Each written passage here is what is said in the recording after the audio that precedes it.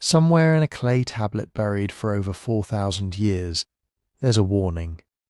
Not about war, not about famine, but about something walking among us wearing a human face. The Sumerians, the people who invented writing itself, believed our world was shared with beings that could look like your neighbour, your merchant, even your own family member, while hiding something ancient and unknowable underneath. They wrote about creatures with no shape at all, spirits that could slip through walls like smoke, and entities so old they existed before the gods finished organizing the universe. And here's the unsettling part. According to these ancient texts, some of these beings are still believed to be wandering, adapting, waiting.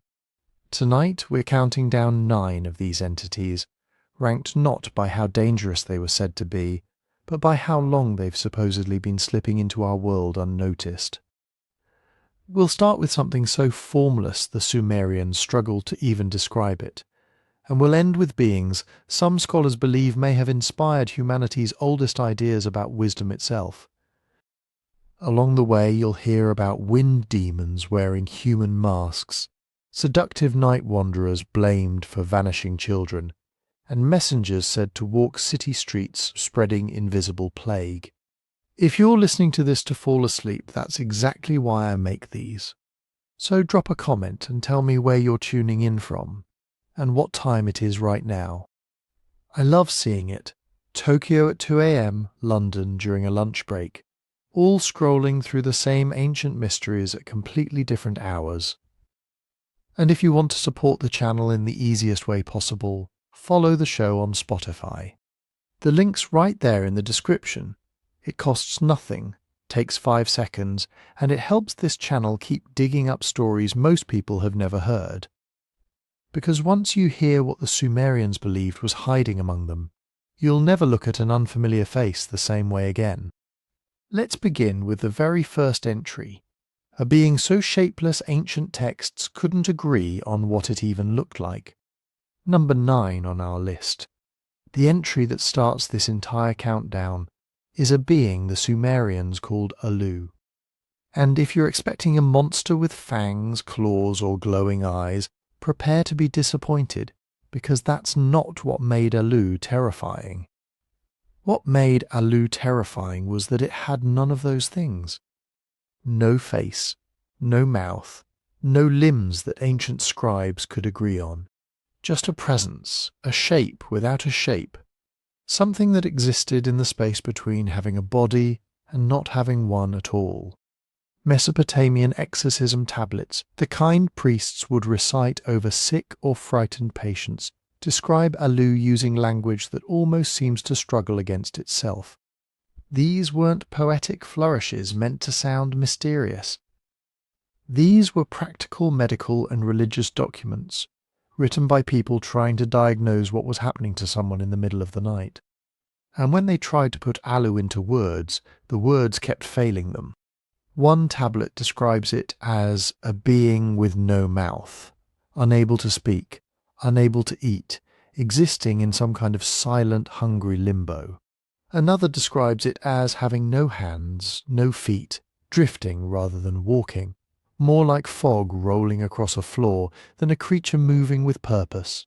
Think about what that actually means for the people writing these texts. The Sumerians had words for everything. They were the first civilization to develop writing itself. Cuneiform pressed into wet clay, capable of recording laws, trade agreements, epic poetry, detailed medical diagnoses. These were not people who struggled to describe things. And yet when it came to Allu, their vocabulary seems to break down. That's not a coincidence. That's a clue. It suggests they were trying to describe something that didn't fit into the categories their language was built for. Not animal, not human, not even fully a spirit in the way other entities were understood. Something else entirely. Some tablets go further, describing Allu as formless in the most literal sense, a being without a fixed shape at all, capable of existing as almost nothing, a shadow, a disturbance in the air, a presence you'd feel before you'd ever see. And when it did take on something resembling a shape, it was said to be incomplete. Limbs that don't quite connect. A silhouette that flickers at the edges. Imagine trying to focus on something in your peripheral vision, and every time you turn to look at it directly, it's already changed, already gone soft around the edges again. That unsettling, half-seen quality seems to be exactly what ancient exorcists were trying to capture in their descriptions. Why would a civilization go to such lengths to document something so vague? Because Alu wasn't considered harmless. According to these tablets, Alu was blamed for a very specific, very common human experience. The sensation of waking up unable to move, a crushing weight on your chest, a presence in the room that you can somehow feel but never quite see. Today we have a name for this. Sleep paralysis. We understand it as a neurological event, a brief overlap between REM sleep and consciousness. But 4,000 years ago, with no understanding of brain chemistry or sleep cycles, this experience needed an explanation. And the explanation the Sumerians settled on was Alu, a faceless, limbless demon that could somehow still smother you in your sleep, pressing down with a weight that had no hands to press with. This is what makes Alu such a fascinating starting point for our list. Unlike gods with elaborate myths and detailed appearances, unlike demons with clear domains like disease or death, Alu exists almost entirely in the space of description itself. The horror isn't in what it does, though what it does is terrifying enough. The horror is in the fact that no one could quite say what it was. Ancient priests writing these exorcism tablets seem almost frustrated, reaching for comparisons and coming up short every time. It's like trying to describe the taste of water or the shape of silence. You know something is there. You can feel its effects. But putting it into words pushes language to its absolute limit.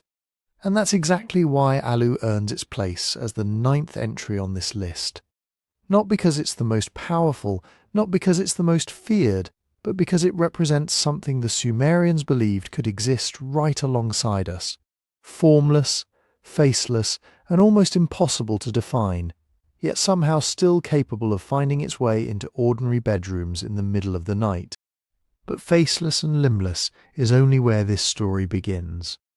Because according to Mesopotamian tradition, there was one moment when Alu stopped being a vague drifting presence and became something much more intimate, your own shadow.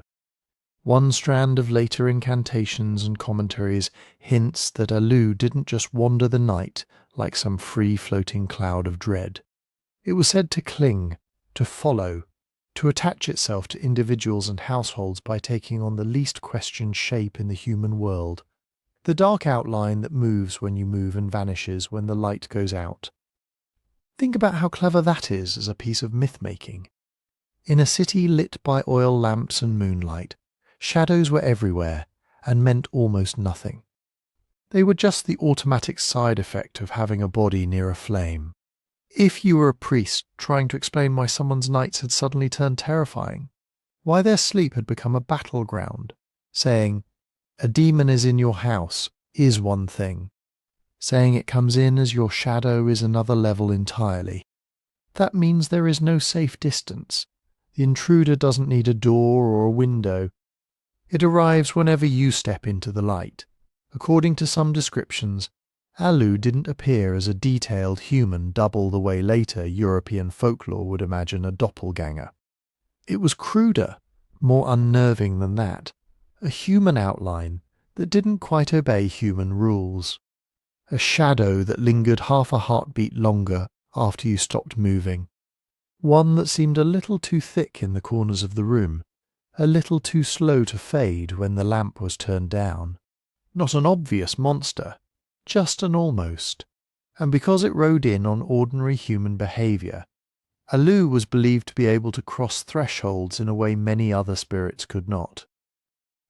Plenty of Mesopotamian demons were blocked by doorways, protected against with plaques, apotropaic figurines, or ritual boundaries.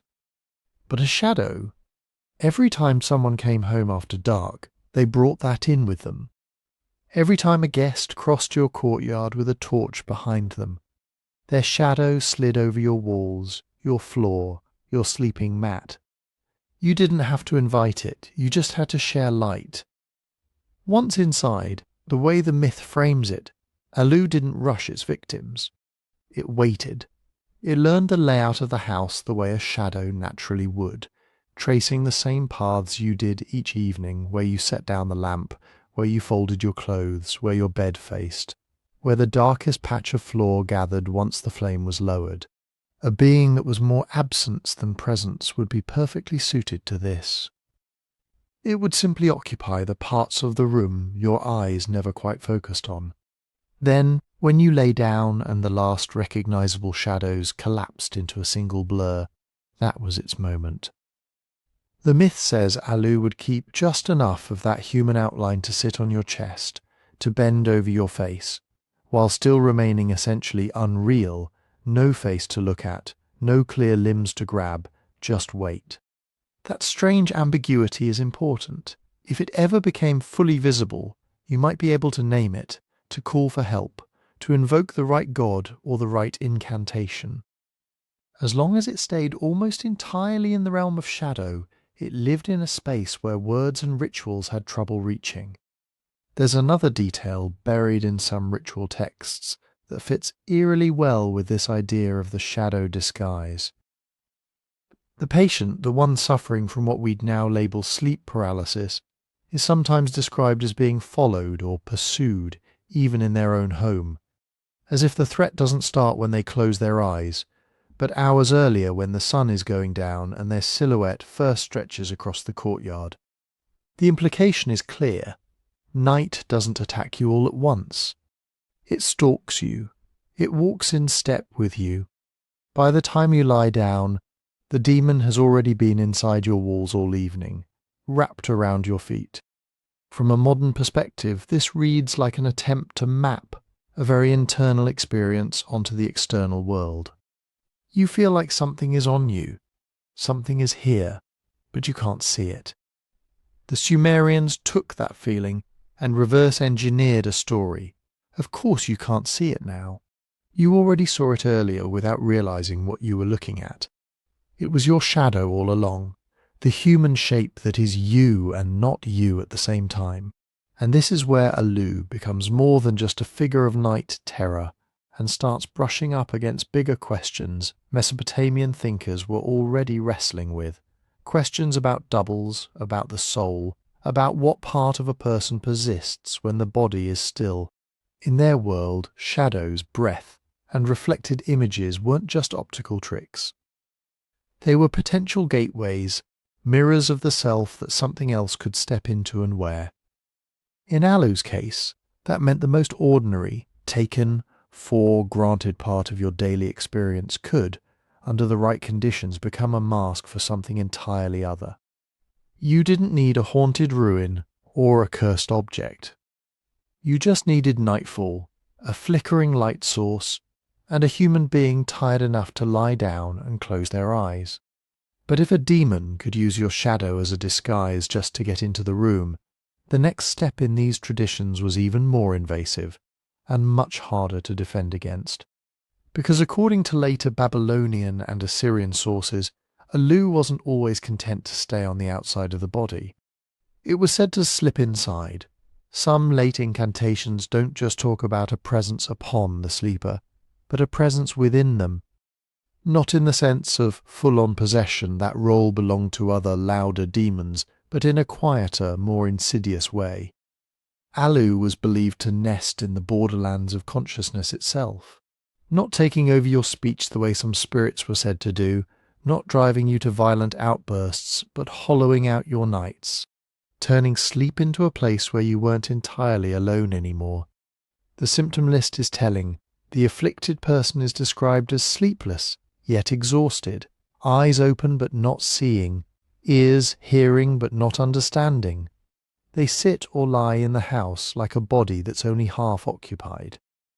According to some ritual descriptions, their voice is weak, their words disjointed, as if something in them is pressing down on the act of expression itself. For a demon that was originally defined by having no mouth, no eyes, no ears, this is a dark kind of poetic justice. It doesn't gain senses of its own, it simply interferes with yours. And this is where Alu starts to show its age. Compared to the vast cosmic deities of the oldest Sumerian hymns, the sky gods, the storm gods, the lord of the deep, Alu looks strangely specific. It's not dictating kingship. It's not raising mountains or flooding rivers. It's wrecking one person's ability to sleep, think, and function. In Mesopotamian scholarship, that's one of the reasons it's often framed as a relatively recent arrival in the demonological lineup. Not recent in the sense of a new horror movie, but recent compared to beings that were already ancient by the time writing was invented. Those earliest texts mostly orbit the big forces: grain, rainfall, royal power, the order of the cosmos. As time goes on, you start seeing more detailed diagnostic lists, more exorcism manuals, more attention to the inner life of individuals. The pantheon doesn't just sit up in the sky, it starts moving into bedrooms, into guts, into dreams. Alu belongs to that later, more clinical phase.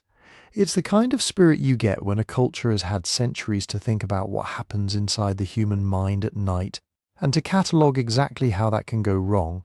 That shift shows up in the language, in some of the Akkadian and later Assyrian material where Alu is mentioned.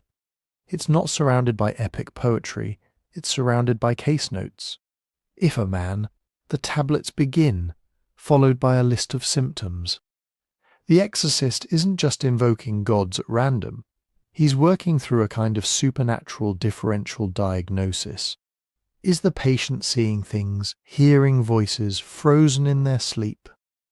The answer to those questions determines which demon is to blame and which ritual is prescribed. Alu fits neatly into this system as the formless night suffocator, the one you blame when the body is pinned, the senses are dulled, and terror arrives wordlessly.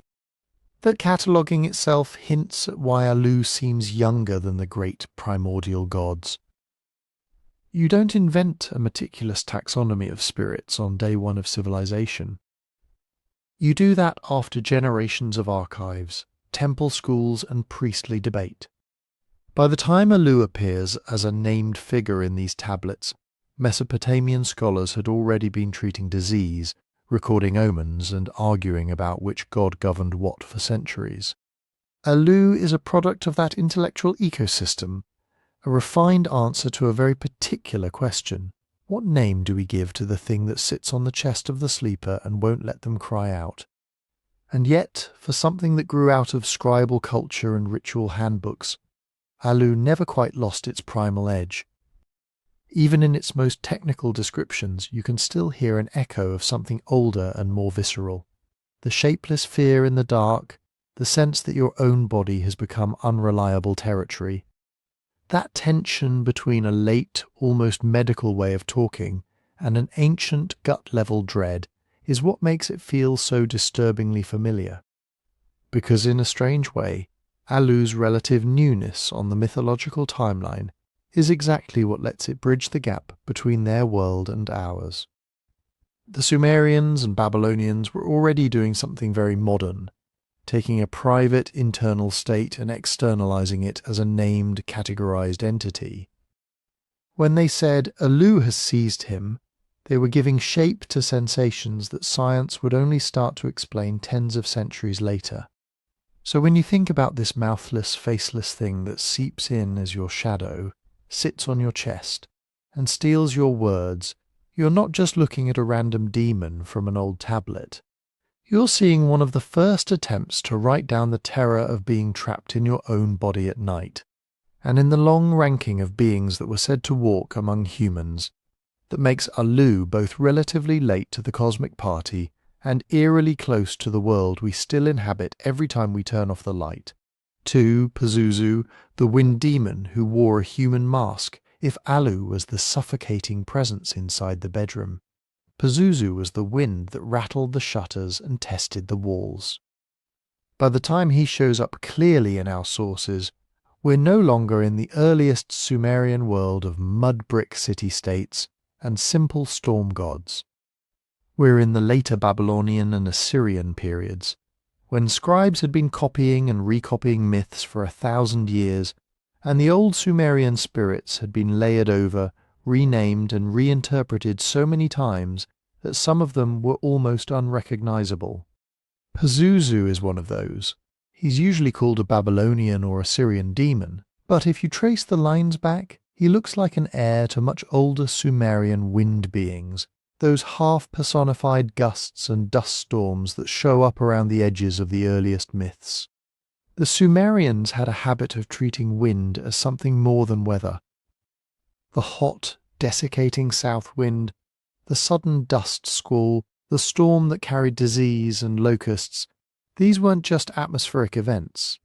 They were agents, forces with temperaments, moods, sometimes even names. Over centuries, those nameless or half-named forces hardened into personalities. The storm wasn't just it anymore. It was a he, the shrieking wind that tore roofs off houses and drove sand into eyes, started to look like a being with intentions. In some of the older material you can still see the diffuse ancestry, talk of evil winds, sons of the wind, spirits that ride on the air and slip in through cracks. No horns, no lion face, no composite monster, just motion, invisible and dangerous. Pazuzu is what happens when that vague threat gets given a proper dossier. By the 1st millennium BCE, he's described as King of the Evil Wind Demons, a title that only makes sense if there was already a long-standing belief in lesser wind spirits for him to rule over. His name itself is probably not Sumerian in origin, but the job description is. He inherits the portfolio of the older, more amorphous wind powers, bringing hot desert winds from the west, spreading disease, riding on the air before a storm. He's said to blow from the mountains or the wasteland, the liminal spaces beyond the cultivated fields where, in Mesopotamian thought, untamed forces always seem to live. But something subtle has shifted compared to those ancient Sumerian winds. Those earliest wind beings barely had outlines. They were still half weather report, half omen. By the time Pazuzu is carved into amulets and written into incantations, the culture has spent centuries refining its demonology. Just as Alu grew out of an increasingly clinical interest in the inner life, Pazuzu grows out of an increasingly detailed concern with how the outside world assaults the home. Drought, plague, the hot wind that sucks the moisture out of everything it touches. That's why later texts can talk about him in such specific terms. He's not a bad wind, he's the one who commands them, the one who can be named and invoked and bargained with. And, crucially for our theme, he's not confined to the sky. Pazuzu is said to travel, to go on the road, to cross thresholds. The wind demon stops being just an invisible force out there and starts being imagined as a presence that can step into human space, into streets, into doorways, into rooms. Once you've done that, once you've pulled the storm down out of the clouds and given it a body that can cross a threshold, it's a short step to imagining what it might look like if it decided to walk among people not as a howling gust, but as something disturbingly close to human. And that's where the amulets come in. If you've only ever seen Pazuzu in horror movies, you probably picture that contorted hybrid monster, dog or lion face, bulging eyes, scorpion tail, bird talons, wings flared, genitals exposed, posture twisted like he's halfway between a crouch and a pounce. The real first millennium amulets absolutely show that. But they also show something else that doesn't get talked about as much. Under all the monstrous details, he's standing like a man. Legs braced, feet planted forward, arms at his sides or slightly lifted. Not coiled like an animal about to spring, not slithering like a serpent. He's upright, frontal, occupying space, the way a human would stand in a doorway. It's a weird hybrid. the silhouette of a person with the anatomy of a composite creature layered on top. And these weren't just random bits of art, they were functional objects, made to live in houses and on bodies.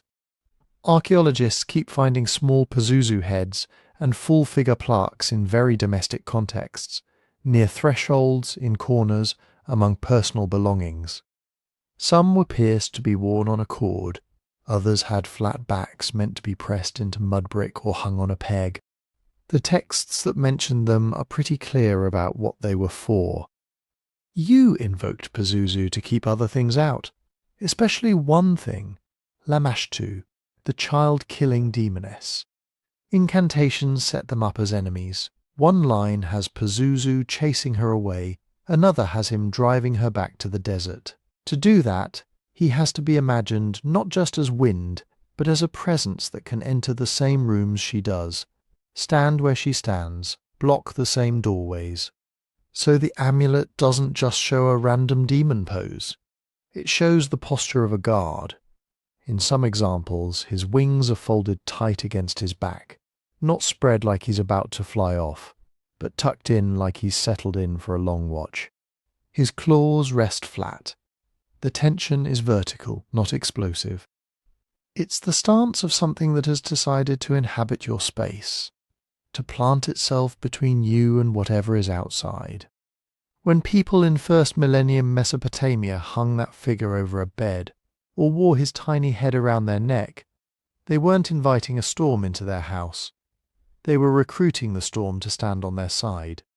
The amulet is both a signal and a legal document in miniature. It says, this house has a contract with the King of the Winds. Any other wandering force has to get through him first.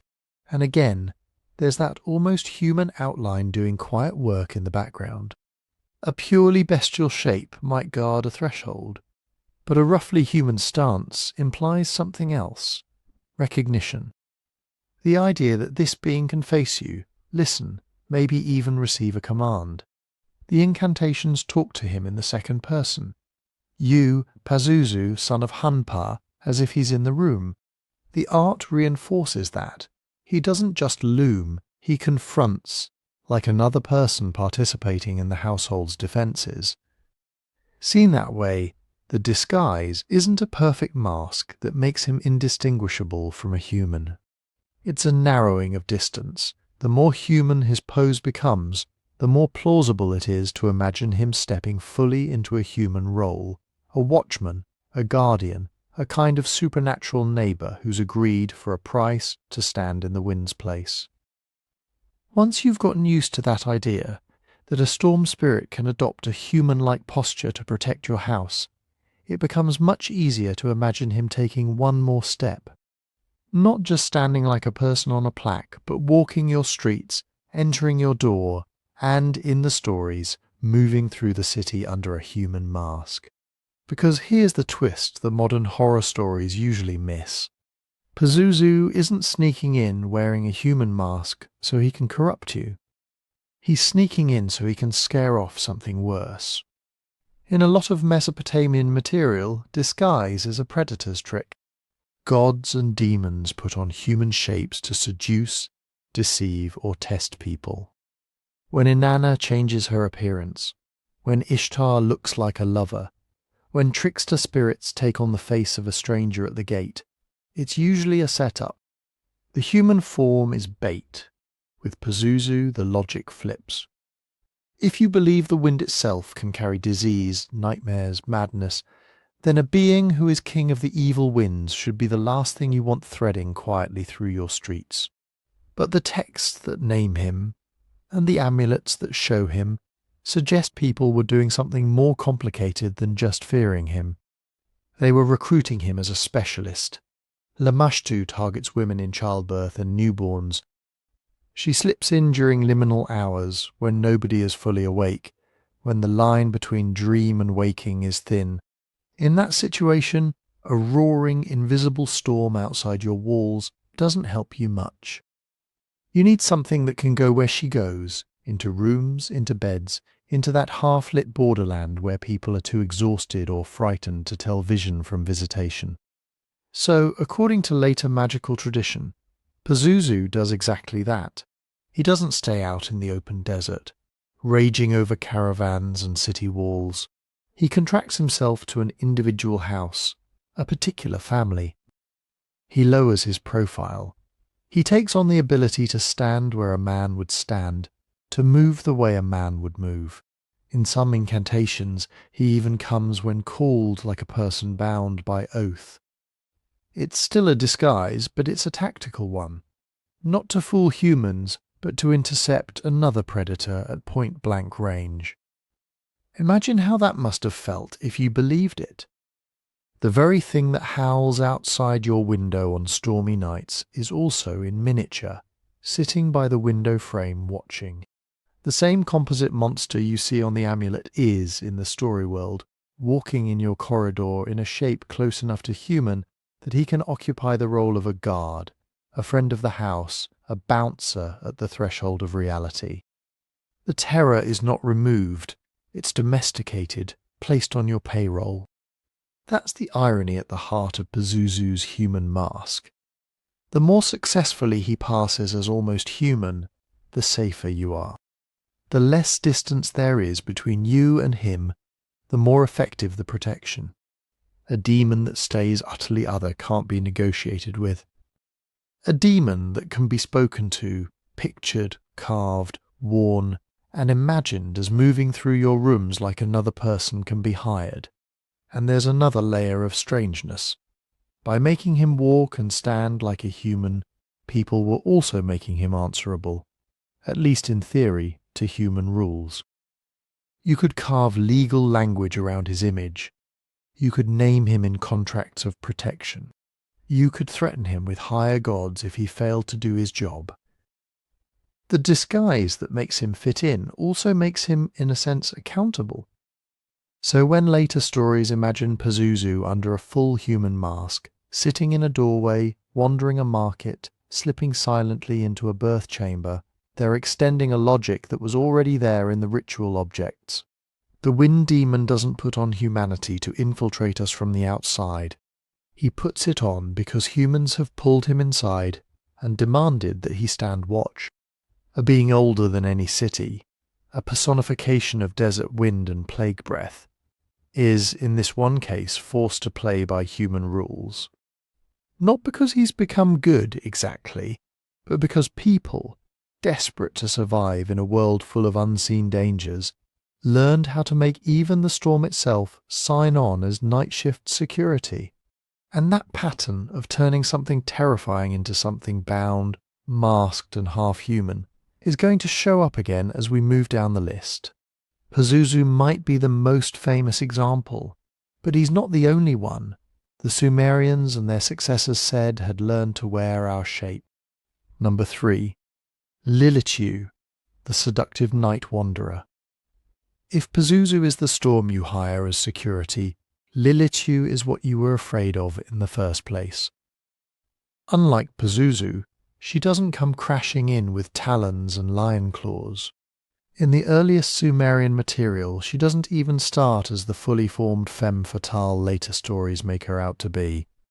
She begins as something more abstract, more elemental, a kind of bad wind, a night presence that moves where people sleep and breath turns shallow.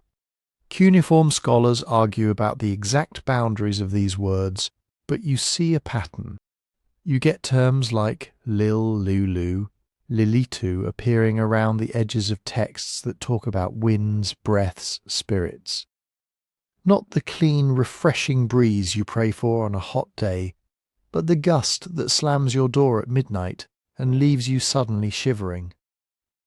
Sumerians lived with wind as a constant reality, dust storms off the desert, chill drafts sneaking through reed mat walls. It made sense for them to imagine that the invisible forces slipping through cracks at night weren't just air. They were personalities. Lilitu is one of those. In some of the earliest references, she isn't yet that woman. She's closer to a category, a type of roaming spirit associated with the night, the desert, the kind of dry air that takes moisture out of your mouth and leaves you coughing. One text might hint at her as she who wanders, another as a howling presence at the city margins. Put them together and you get something like this. When people in early Mesopotamia talked about strange noises on the roof, sudden fear in the dark, the sense of being watched while you slept, Lilitu was one of the names they could pin to that feeling.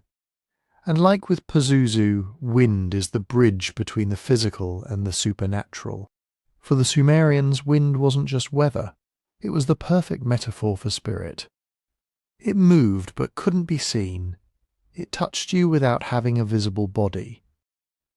It could be gentle or sudden or violent, and it always crossed boundaries between rooms, between houses, between city and wilderness. So when they said Lilitu was a wind or night spirit, they were saying she belonged to that in-between space. Not fully outside like a wild animal, not fully inside like a neighbour. She's the draft that shouldn't be there, the rustling that doesn't match any known source. Some of the earliest incantations that seem to echo her presence are basically attempts to shut that draft out. You get formulae that ask gods to drive away the Lil spirit from the house, to seal the doors and windows against whatever rides on the night air. The wording suggests people weren't picturing a single monster banging on the gate. They were worried about a formless visitor, slipping in with every breath of wind, finding the one unprotected sleeper. And that's where night comes in. Daytime had its own dangers, heat stroke, raiders, work accidents, but it was at night that this whole class of spirits became truly dangerous in the Mesopotamian imagination. Darkness meant you couldn't see who or what shared your room. Sleep meant you couldn't defend yourself. The same wind that cooled your skin also became a highway for things that in their stories were hungry for more than dust. Lilitu in these early layers is less a specific demon lady with a backstory and more a focal point for all those fears. A personification of the way the world changes after sundown, the way the same alley that felt safe an hour ago now feels like a corridor anything could walk down. Over time, scribes and storytellers start to sharpen that blur, to give this wind spirit more edges, more intentions. They start to imagine not just a presence in the air, but a figure who can stand at your doorway, who can move like a person, who can lean close enough that you feel her as well as fear her. And when they do that, when they take a roaming night wind and give it a human outline, Lilitu stops being just something that happens to you in the dark and becomes someone who chooses you. And when she becomes someone who chooses you, that's where the human disguise really starts to matter. Because a gust of wind can scare you, a shadow at the edge of the room can unsettle you, but a beautiful stranger smiling at you in the half-dark, that's a different kind of danger entirely. Mesopotamian texts don't read like modern horror novels. They're not going to say, and then a smoke show demon girl walked into the tavern. What you get instead are deterrents. Warnings embedded in incantations and laments. Lines that say things like, do not go out alone, do not lie with the stranger, guard the bed of the young man from the spirit who comes in desire.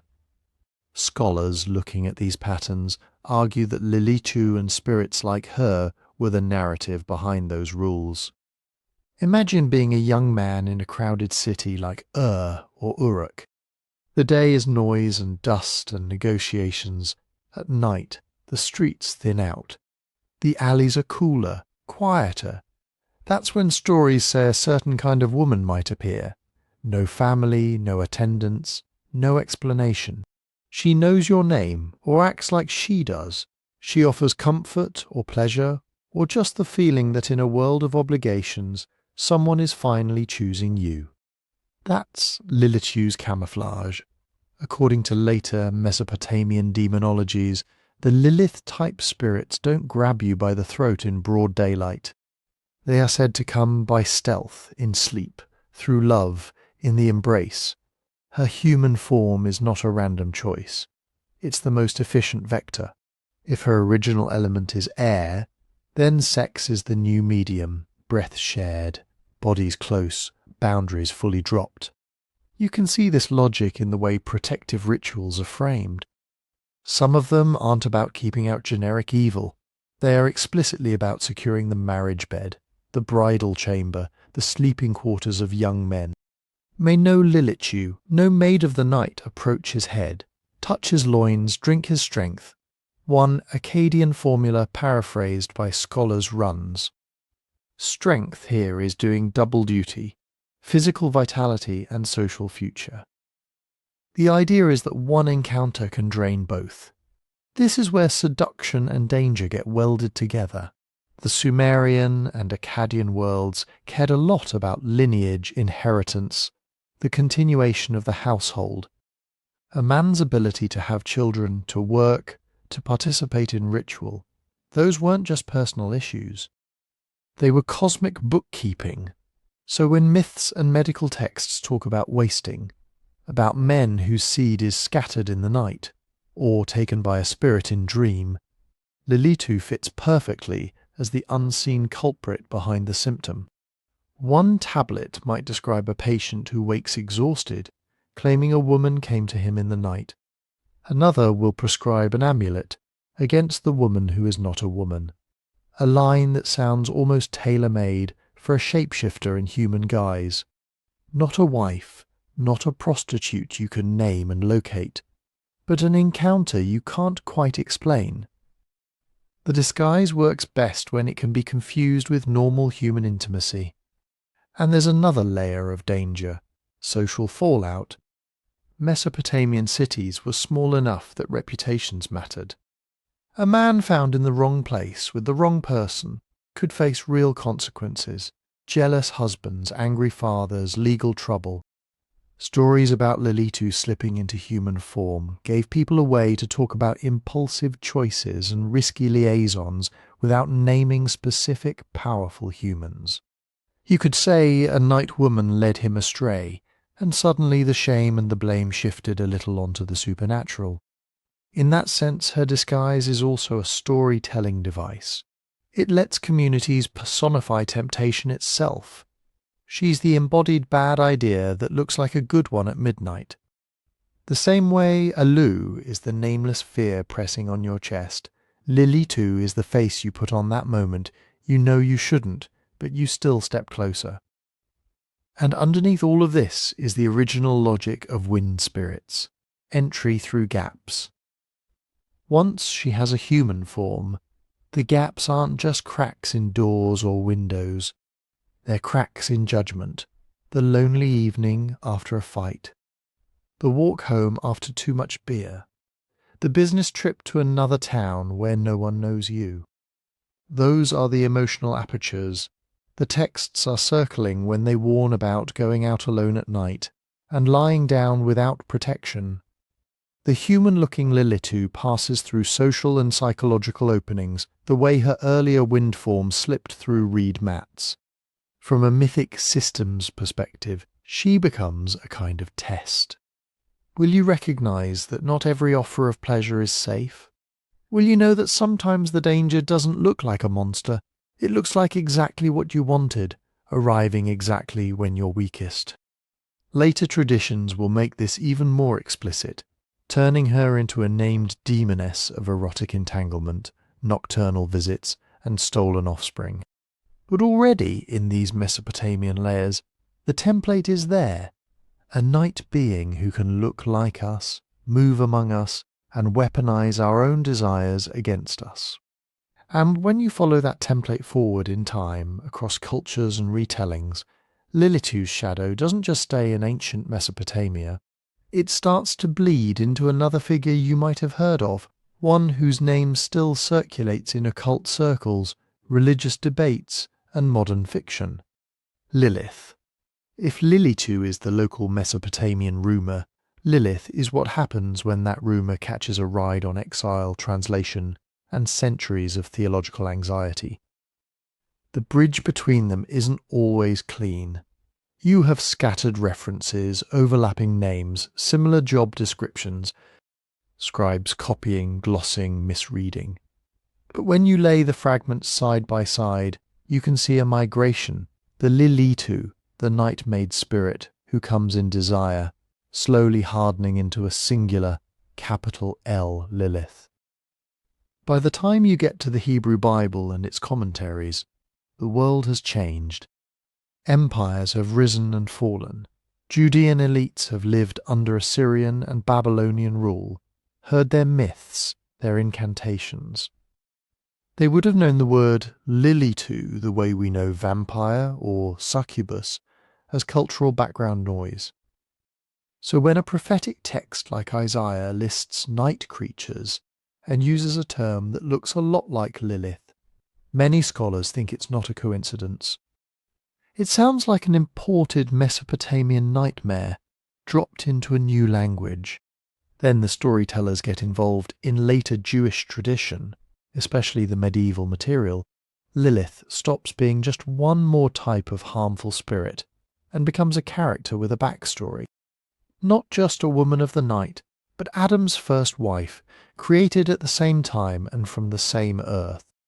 A woman who, according to these retellings, refuses to lie beneath him, refuses to accept automatic subordination, speaks the divine name, and walks out of Eden on her own terms. That's the pivot. In the Mesopotamian frame, Lilitu's disguise is about seduction and depletion. In the Lilith stories, it's still that, but now layered with rebellion, sexuality, and cosmic politics.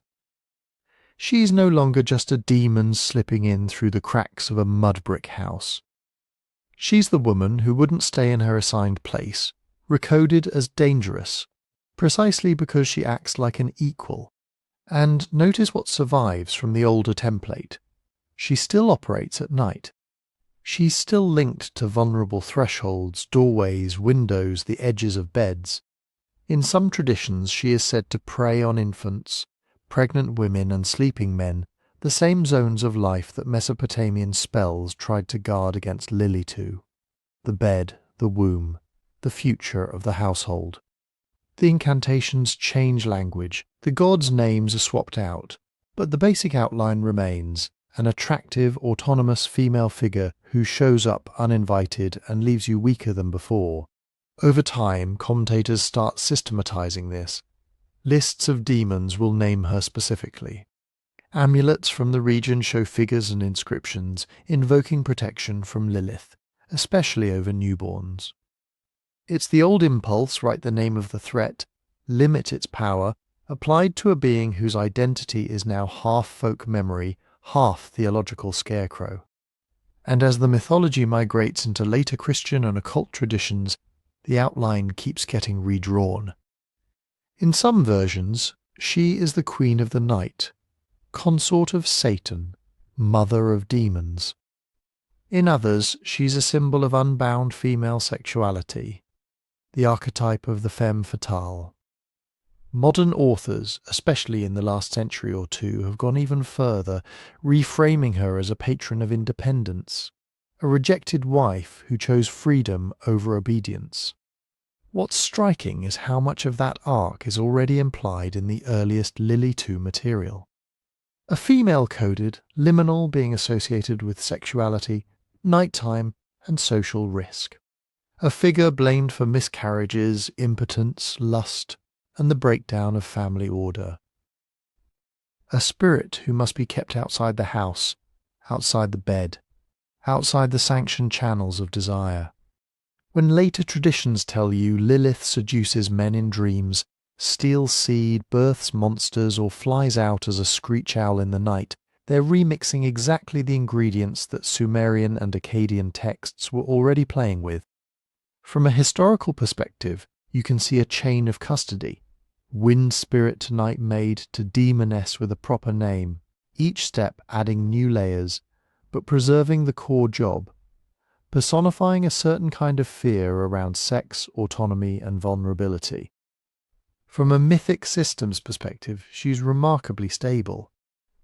Wherever she shows up, on clay tablets, in midrash, in grimoires, in graphic novels, she's rarely just a monster.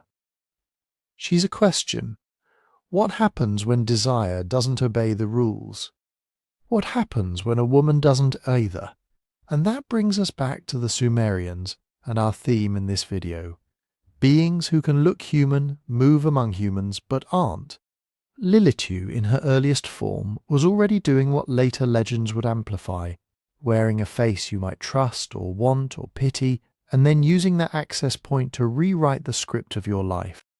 Sometimes that script ends in a wasted body, a cursed bed, a dead infant. Sometimes it ends in a story about a first wife who walked away and became the darkness itself.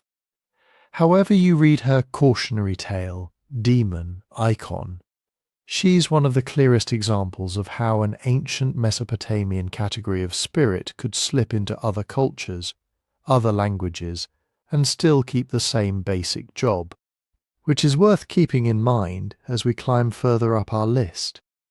Because Lilitu isn't the only being the Sumerians described that seems to have left fingerprints on later myths, religions, and maybe, depending on how seriously you take these stories, on the people sitting next to you right now. Number 4, Namtar, the messenger of fate and plague. If Lilitu is desire gone rogue, Namtar is what happens when the universe itself decides you don't get a say. In Sumerian and later Akkadian texts, his name basically means fate, destiny, or doom, but not in the vague horoscope sense. Namtar is the moment the diagnosis lands, the letter arrives, the sentence is passed. He isn't just another underworld functionary, he's the notification system of the cosmos. According to Mesopotamian belief, the gods didn't just randomly blast people with illness and misfortune. There was a chain of command. Decrees were issued in the divine assembly, especially in the shadowy court of the underworld, and those decrees had to travel. Namtar is said to be that travel. The decision gets made there, it shows up here in your body, your house, your city as plague, paralysis, or a sudden reversal of fortune. That's the first unnerving thing about him. He collapses the gap between fate and infection. In a lot of incantation texts, Namtar shows up right alongside specific diseases. He isn't just a spirit who happens to carry sickness, he is the sickness as a legal verdict. When someone suddenly falls ill, when a household is hit by a wasting fever, a Sumerian exorcist might frame it this way: some god has spoken against you, and Namtar has delivered the message directly into your flesh. You can hear the logic underneath it. In a pre-germ theory world, epidemics don't look random. They look targeted. One house is spared, the next is emptied. A king survives while his troops die in waves. Kids who were laughing yesterday start coughing blood tomorrow. So the question isn't, what microbe is this? It's who decided this. Namtar is the who. He's said to bring the plague that cuts off hands and feet, the sickness that binds, the curse that seizes the entrails. Some rituals talk about the Namtar of the head, the Namtar of the limbs, as if each pain, each failing organ is a separate courier bearing a fragment of a larger doom. You're not just sick, you're under a sentence, carved into you piece by piece. And, unlike the more chaotic demons, Namtar is disturbingly procedural. Where Pazuzu is a gust of bad air, and Lilitu is a whispered temptation, Namtar is paperwork. He's the writ of execution, properly stamped and handed off, and the illness you feel is what that bureaucracy looks like from the inside. The tablets describe him as a high official of the underworld, attending on its queen, but his influence extends up here every time a decree is sent forth. This is where the fate part and the plague part fuse into something uniquely terrifying. Because if Namtar is doing his job, then your suffering isn't a glitch in the system. It is the system. You can try to wash, quarantine, flee the city, but none of that helps if the underlying problem is that your name is on a clay tablet in a divine courtroom, with a line of text next to it that reads, "Death by wasting disease." When people say Namtar's hand is on you, they're not picturing a monster's claw. They're picturing a stylus scratching into wet clay. And yet, in the same tradition, there are prayers and rituals aimed at turning back Namtar, loosening the Namtar, breaking the decree. That tension runs through Mesopotamian religion. Fate is fixed, but maybe with the right appeal, the right offering, the right spell, it can be edited. Namtar becomes the edge of that anxiety. If you can somehow interrupt him, divert the message, confuse the messenger, you might survive what's already been decided. Which is where his human disguise becomes important, because in the myths, Namtar doesn't always show up as some howling nightmare with 100 hands. He's said to walk straight through the human world disguised as exactly the kind of person you'd never think to fear. A messenger. A clerk, a servant. Someone you let in without thinking. In several Underworld stories, his official job is to go up and down, carrying words from Ereshkigal's court to the gods above and back again. That phrase, going up and down, is important. To the Sumerian imagination, the cosmos isn't neatly sealed. There are stairways, gates, ramps between the world of the living and the halls of the dead. And Namtar is one of the few beings explicitly said to travel them like they're just roads between cities. Once you understand that, the human disguise almost explains itself. If your job is to deliver verdicts that nobody wants, you don't arrive with fanfare. You don't announce, "Hi, I'm Doom." You appear as a familiar figure at the threshold, a herald from the palace, a temple runner with a tablet tucked under his arm, a minor functionary from the city assembly asking to speak with the head of the household. And according to later commentaries, that's exactly how some people imagine Namtar moving through their streets, not as a monster lurking in shadows, but as the extra pair of footsteps behind you in the market, the stranger who knows your name. There's a mythic pattern here that shows up across Mesopotamian literature. When gods send real-world envoys, human diplomats or scribes, they're often described with the same vocabulary used of Namtar, he who goes, he who carries the word, the one who does not sleep between cities. In some incantations, the line between a literal messenger and Namtar himself gets so thin, it's almost impossible to tell which is meant. A text might say, "May the evil Namtar who comes as a messenger be turned back at the gate," as if the risky part isn't some glowing apparition, but the fact that any messenger at all might conceal him. Imagine living in a culture where the arrival of news is itself suspicious. On one hand, you need messengers. Without them, no empire, no temple network, no trade. On the other hand, the worst days of your life almost always start with someone walking toward you carrying information. The verdict from the law court, the letter from the king, the report from the battlefield. So when theologians flesh out Namtar's character, what form do they give him? Not a lion-headed terror, a courier. The texts lean into this anxiety. Some ritual instructions tell you to post figurines or apotropaic symbols at doorways, so that when Namtar comes in the guise of a messenger, he will not enter. Notice the phrasing when, not if. The assumption is that he will eventually come, and that he will look like one of the countless anonymous humans who already flow in and out of your life. The purpose of the ritual isn't to keep all messengers away, that would collapse society. It's to somehow sort the ordinary carriers of news from the one carrying the Underworld seal. From a modern perspective, you can almost see the psychology of it. Plague in these texts is contagious, but so is panic. The bearer of bad tidings is unclean in a social sense.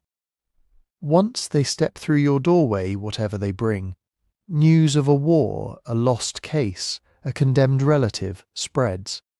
The mythic imagination just pushes that one step further. What if the very act of entering your house, touching your threshold, speaking your name, is how the cosmic verdict itself gets transmitted? What if the sentence doesn't just arrive on a tablet? It arrives embodied in a person. As the myths tell it, Namtar is that embodiment. He's described as the image of the decree, and yet he wears whatever local mask will get him through the door. In a royal tale he might appear as a court official. In a village lament he might be a dusty traveller asking for water, who leaves behind a fever. The disguise isn't a one-time trick, it's a structural feature of his role. Fate doesn't knock and announce its identity, it borrows faces you recognise. That's what makes him different from a lot of other Mesopotamian beings who walk in human form. The Anunnaki can, according to some stories, appear as radiant men and women, but when they do, you're supposed to fall on your face. Their divinity leaks through. Namtar's whole threat is that his doesn't. He's not there to be worshipped. He's there to serve paperwork. He passes through crowded streets, sits quietly among petitioners, stands in the back of meetings, and the text implies nobody realizes which one he was until the consequences start unfolding. Some scholars point out that even his name functions like a title you could miss in conversation. Your Namtar is heavy upon you, could sound in Akkadian, almost like your fate is heavy upon you. Is that an abstract idea, or the personal presence of a being? For a Mesopotamian exorcist, the answer is both. Fate is not just a concept, it has legs. It can stand at your bedside in the middle of the night looking like your brother, your neighbour, the royal messenger. It can sit down at your table, share your food, and then leave you with a wasting sickness as the receipt. And because he passes as human, the line between social life and supernatural risk blurs in a very specific way. Every knock at the door, every arrival of news, every unexpected guest carries a tiny echo of that deeper fear. Is this just information, or is this a sentence? Is this a man from the palace, or is this Namtar wearing his skin? The rituals don't give you a simple test. They give you procedures, offerings, formulae meant to preempt the verdict before it's ever delivered, to surround your household with so much legal counterwriting that even the perfect messenger has to pause. Which brings us to the other side of his story. Not just how he walks among mortals, but how people thought they could intercept or reroute him. How you try to hack a universe where doom shows up dressed as a colleague. Because behind the everyday fear of the disguised visitor, there's this deeper, stranger idea. Namtar isn't just a courier who sometimes comes to your door. He belongs to a permanent institution that's been running longer than any city, any dynasty, maybe even any of the gods that humans actually prayed to on their rooftops. The texts treat the underworld like a bureaucracy that never shuts down. Reshkigal is the queen, the Anunnaki are the judges, there are scribes, doorkeepers, gate guardians, and right in the middle of it all sits Namtar, chief minister and vizier of the great queen. He's not a free-roaming demon. He's staff. He's plugged into the oldest court in the cosmos. The one job that exists as long as anything can die. That's part of why he's so hard to get around. When a king wants to overturn a human verdict, he can bribe a mortal judge or convene a new panel. When someone wants to renegotiate with a storm god, they can build a bigger temple, offer richer sacrifices, try again. But in the myths, when you're dealing with Namtar, you're not negotiating with an individual personality. You're bumping up against procedure. He's the one who does not alter the decree he has heard. That line shows up over and over. It doesn't matter if he appears as a courtier, a messenger, or a nameless traveller. Once he's carrying a tablet from Ereshkigal's throne room, he's essentially an extension of the Underworld's legal system. You don't argue with the liveried clerk at the record office about what's written in the books. You're really arguing with the archive itself. In the same way, cursing Namtar is symbolically cursing the entire architecture of fate. Myth keeps underlining how institutional his power is. In the descent of Ishtar, when the goddess of love storms the underworld, she doesn't wrestle Namtar personally. He's the one announcing gate procedures, summoning other beings, enforcing protocol. When the gods above need a formal communication delivered to Ereshkigal, the story doesn't pick some random demon.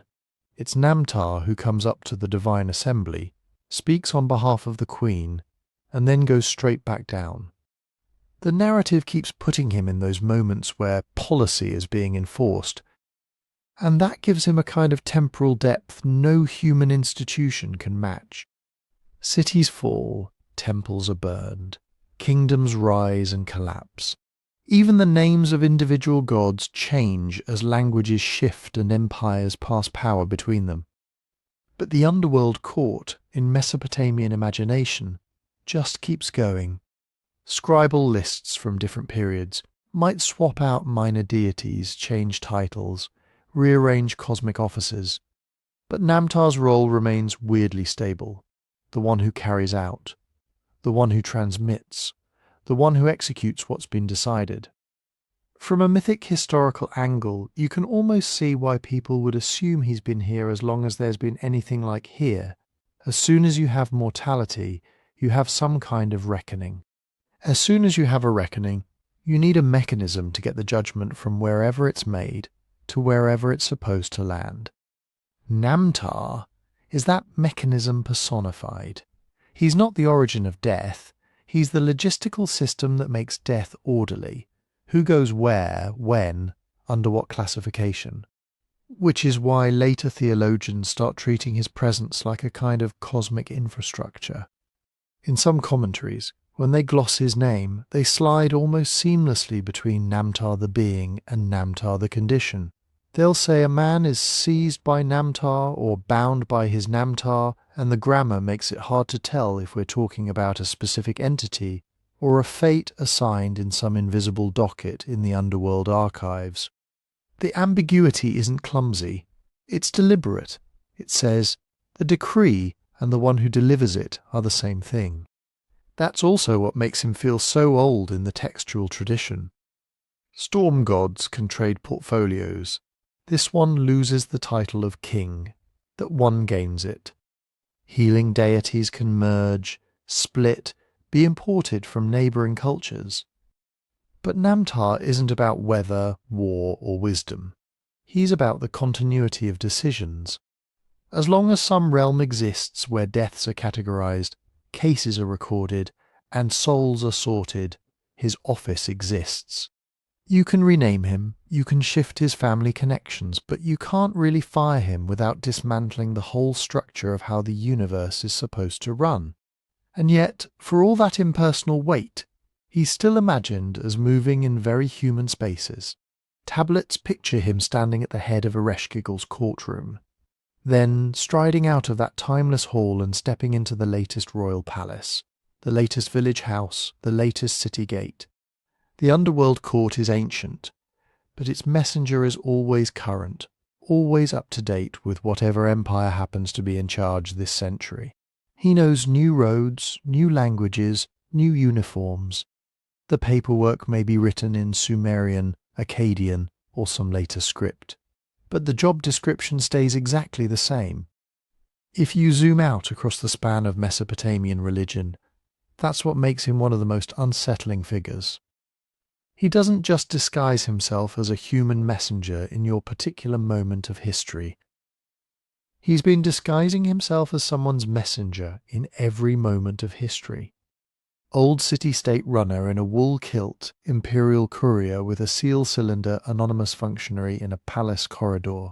It's all the same job, plugged into the same underworld institution. From the Sumerian perspective, you and your entire civilization might be a temporary phase. The underworld court is not, and Namtar, its tireless envoy, has been walking up and down between that court and the living world for as long as there's been anyone here to receive bad news, and, according to myth, he'll still be on duty long after your own name is just another line in his files. Which raises a darker question as we move deeper into this list. If one underworld functionary can wear our faces so well, what happens when you're dealing with the beings who don't just deliver the sentence, but drag you down to serve it? 5. Gallu, the underworld enforcers. If Namtar is the paperwork, The Gallu are what happens when the paperwork turns into a knock at the door.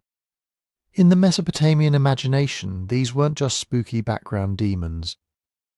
The Gallu were said to be the Underworld's field agents, the ones who actually came up, laid hands on a person, and hauled them across the boundary no living body was supposed to cross. Where Namtar carries tablets, Gallu carry people. You see their personality clearest in one of the most famous myths in the whole Mesopotamian corpus, the descent of Inanna, or in later Akkadian, the descent of Ishtar. The story starts in a way that already tells you something is wrong with the universe. Inanna, goddess of love, war, fertility, everything hot, bright and alive, decides to go down to visit her sister Ereshkigal, queen of the dead. The text never gives a simple single reason. Depending on the version, she's setting her mind on the great below, going to attend a funeral or trying to extend her power. But the crucial detail is the same. A being who embodies life insists on walking straight into the place where life is systematically stripped away. She doesn't sneak in. She announces herself at the first gate. There's a whole protocol. She's forced to give up one royal item at each of the 7 gates, crown, necklace, breastplate, and so on, until she enters naked and bowed low. It's a cosmic inversion. Everything that marks her as Inanna is peeled off, one checkpoint at a time by Underworld procedure. And then it goes as badly as you'd expect. According to the tablets, Ereshkigal and the Underworld judges fix their gaze on her. Inanna is found wanting. She's turned into a corpse, hung on a hook, left to rot. Above ground, nothing grows. No child is conceived. No animals mate. The world starts to stall and wither because its central engine of desire is stuck on a meat hook in the dark. At this point, the story pivots to the question that haunted every listener in that culture. What happens when someone comes back? 3 days and 3 nights pass. Then Inanna's loyal servant goes to the gods above and begs for help. Different deities contribute, but the solution hinges on a very specific trick, sending down substitute beings who can move through the gates, revive her, and retrieve her without getting permanently trapped themselves. They succeed, but there's a condition. The Underworld doesn't simply allow a deficit in its ledger. Inanna can rise only if someone else takes her place. The texts are explicit. If Inanna does not provide a substitute, she must return.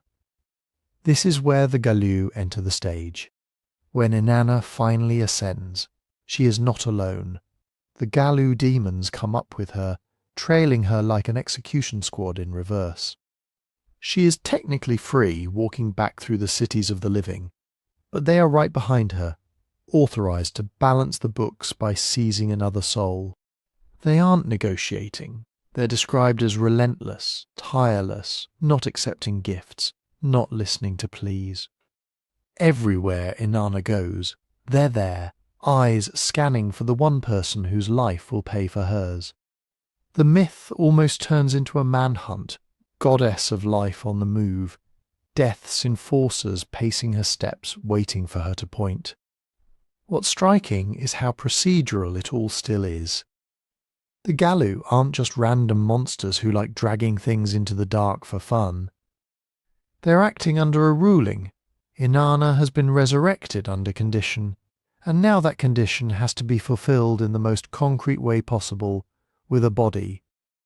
In one passage, the Gallu are literally told to seize whoever she points at and drag them to the great below. No debate, no appeal. In other words, where Namtar communicates the decree, the Gallu are the clause at the bottom that says failure to comply will result in enforcement. And the story gets even stranger when you follow them as they move through Inanna's world, scanning crowds, passing by some people and closing in on others. In the myth, their search looks almost casual on the surface. Inanna moves through her cities, Uruk, the great place, the places where she's normally adored, and the Gallu move with her like a shadow no one else can quite see. They don't roar, they don't brandish chains, they just look, And that's the unnerving part. They don't seem to have a type. They pass musicians, servants, kings, queens, children, strangers. At each stop, the text implies a kind of silent evaluation. Is this the one? Has this life loosened enough from the living world that it can be peeled away without the entire system snapping?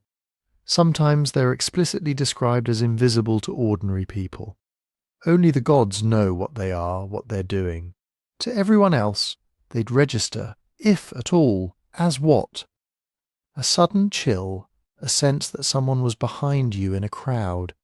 And when you turn, it's just ordinary faces going about ordinary business? Mesopotamian texts loved that kind of tension. The idea that the underworld wasn't only down there, but also at any given moment, one step behind you, one layer beneath what you thought you were seeing. Later incantations and laments lean into this. Gallu are said to go about in the streets, roam the broad places, enter by the doorway. That's city language. They're not confined to graveyards or haunted ruins. They're in marketplaces, palaces, normal houses with jars of grain and sleeping children. And they don't always arrive as monsters. Some ritual texts hint that underworld beings can take the form of a man or walk like a stranger among the people. That's not a Marvel shapeshifter scene. It's something subtler. A figure who looks like a traveller asking for water. A friend of a friend who shows up to help with a funeral. A bystander who just happens to be present when someone collapses in the street. In other words, the Gallu's power isn't just strength, it's plausible deniability. You can see the psychological logic behind it. In a world where death could come from infection, heat stroke, a fall from a ladder, or a bad omen fulfilled, the line between ordinary misfortune and the underworld has called you in, was blurry. The Gallu personify that blur. They're the sense that behind every seemingly natural event there might be an enforcement action. So if they're in crowds, how do you recognize them? You don't say the texts, not reliably. What you can notice is the pattern that follows them. Someone who had been dodging obligations to the gods and the dead. Someone whose vows, debts, or ritual duties had piled up. That's the sort of person the Gallu were believed to gravitate toward. Not because they loved irony, but because the underworld was imagined as a perfectly balanced ledger. An unbalanced account was like a scent trail. This is why some protective spells read almost like legal disclaimers. The supplicant lists out offerings given, prayers said, festivals observed, as if they're building a case file. The hope is that if the Gallu were already walking the streets in human-looking form, scanning for a target, the record of your good standing will make their gaze slide past you. There's another detail. Descriptions of Gallu emphasize that they do not accept gifts and do not listen to pleas. That's terrifying on its own, but it has a side effect. The only real defense isn't bargaining at the last second. It's never appearing on their list in the first place. Once they've blended into the crowd, once they've made their choice, everything else is theatre. And in some versions of the stories, their choice looks disturbingly arbitrary from the human side. One day you're safe in the crowd, going about your business. The next day, the same streets, the same faces, but this time one of those faces is already spoken for. The moment of capture, when it finally comes, is abrupt. 1 second, the Gallu are just part of the background of life. The next, the background peels away, and the underworld steps forward. And in the Inanna story, the person they finally close in on isn't some faceless extra. It's someone very specific, whose reaction to her return turns the whole manhunt on its head. And this is where their reputation shifts from random soul snatchers to something colder, something almost bureaucratic. Because beneath all the eerie imagery, the Gallu are doing a job. In the Mesopotamian view, the underworld wasn't just a pit full of ghosts. It was a kingdom with its own economy, its own hierarchy, its own laws. Reshgigel isn't a loose cannon. She's a queen bound by rules as old as creation. And the Gallu, according to the texts, are her instruments. When someone dies in the myths, the language isn't just, they went down. It's often, they were taken. They were brought. They were counted among the dead. Those are administrative verbs. They imply a system where souls are not supposed to slip through. That's why the Gallu are described as irrevocable, relentless, not turning back. Not because they're mindless brutes, but because they're enforcing a sentence that from their perspective has already been passed. They're bailiffs, not assassins. This is also why they're so frightening. You can fight a monster, you can run from a bandit, you can sometimes appease a wandering ghost. But how do you argue with a function? Some laments describe the Gallu as those who restore what has been taken from the great below, which sounds backwards until you realize what it means. From the Underworld's point of view, life itself is on temporary loan. The moment your allotted time runs out, living is what you're holding back from them. The Gallu don't steal you, they repossess you, and that ancient order they serve isn't metaphorical in these texts. It's cosmic. Mesopotamian myths talk about the me, divine decrees that set the shape of everything. Kingship, wisdom, warfare, love-making, truth-telling, deceit. Among those me are the ordinances governing death, burial, offerings to the dead, the proper division between the worlds. When those boundaries blur, things go wrong. Corpses left unburied, ghosts not fed, vows to deities ignored. These aren't just ethical lapses, they're structural faults in reality.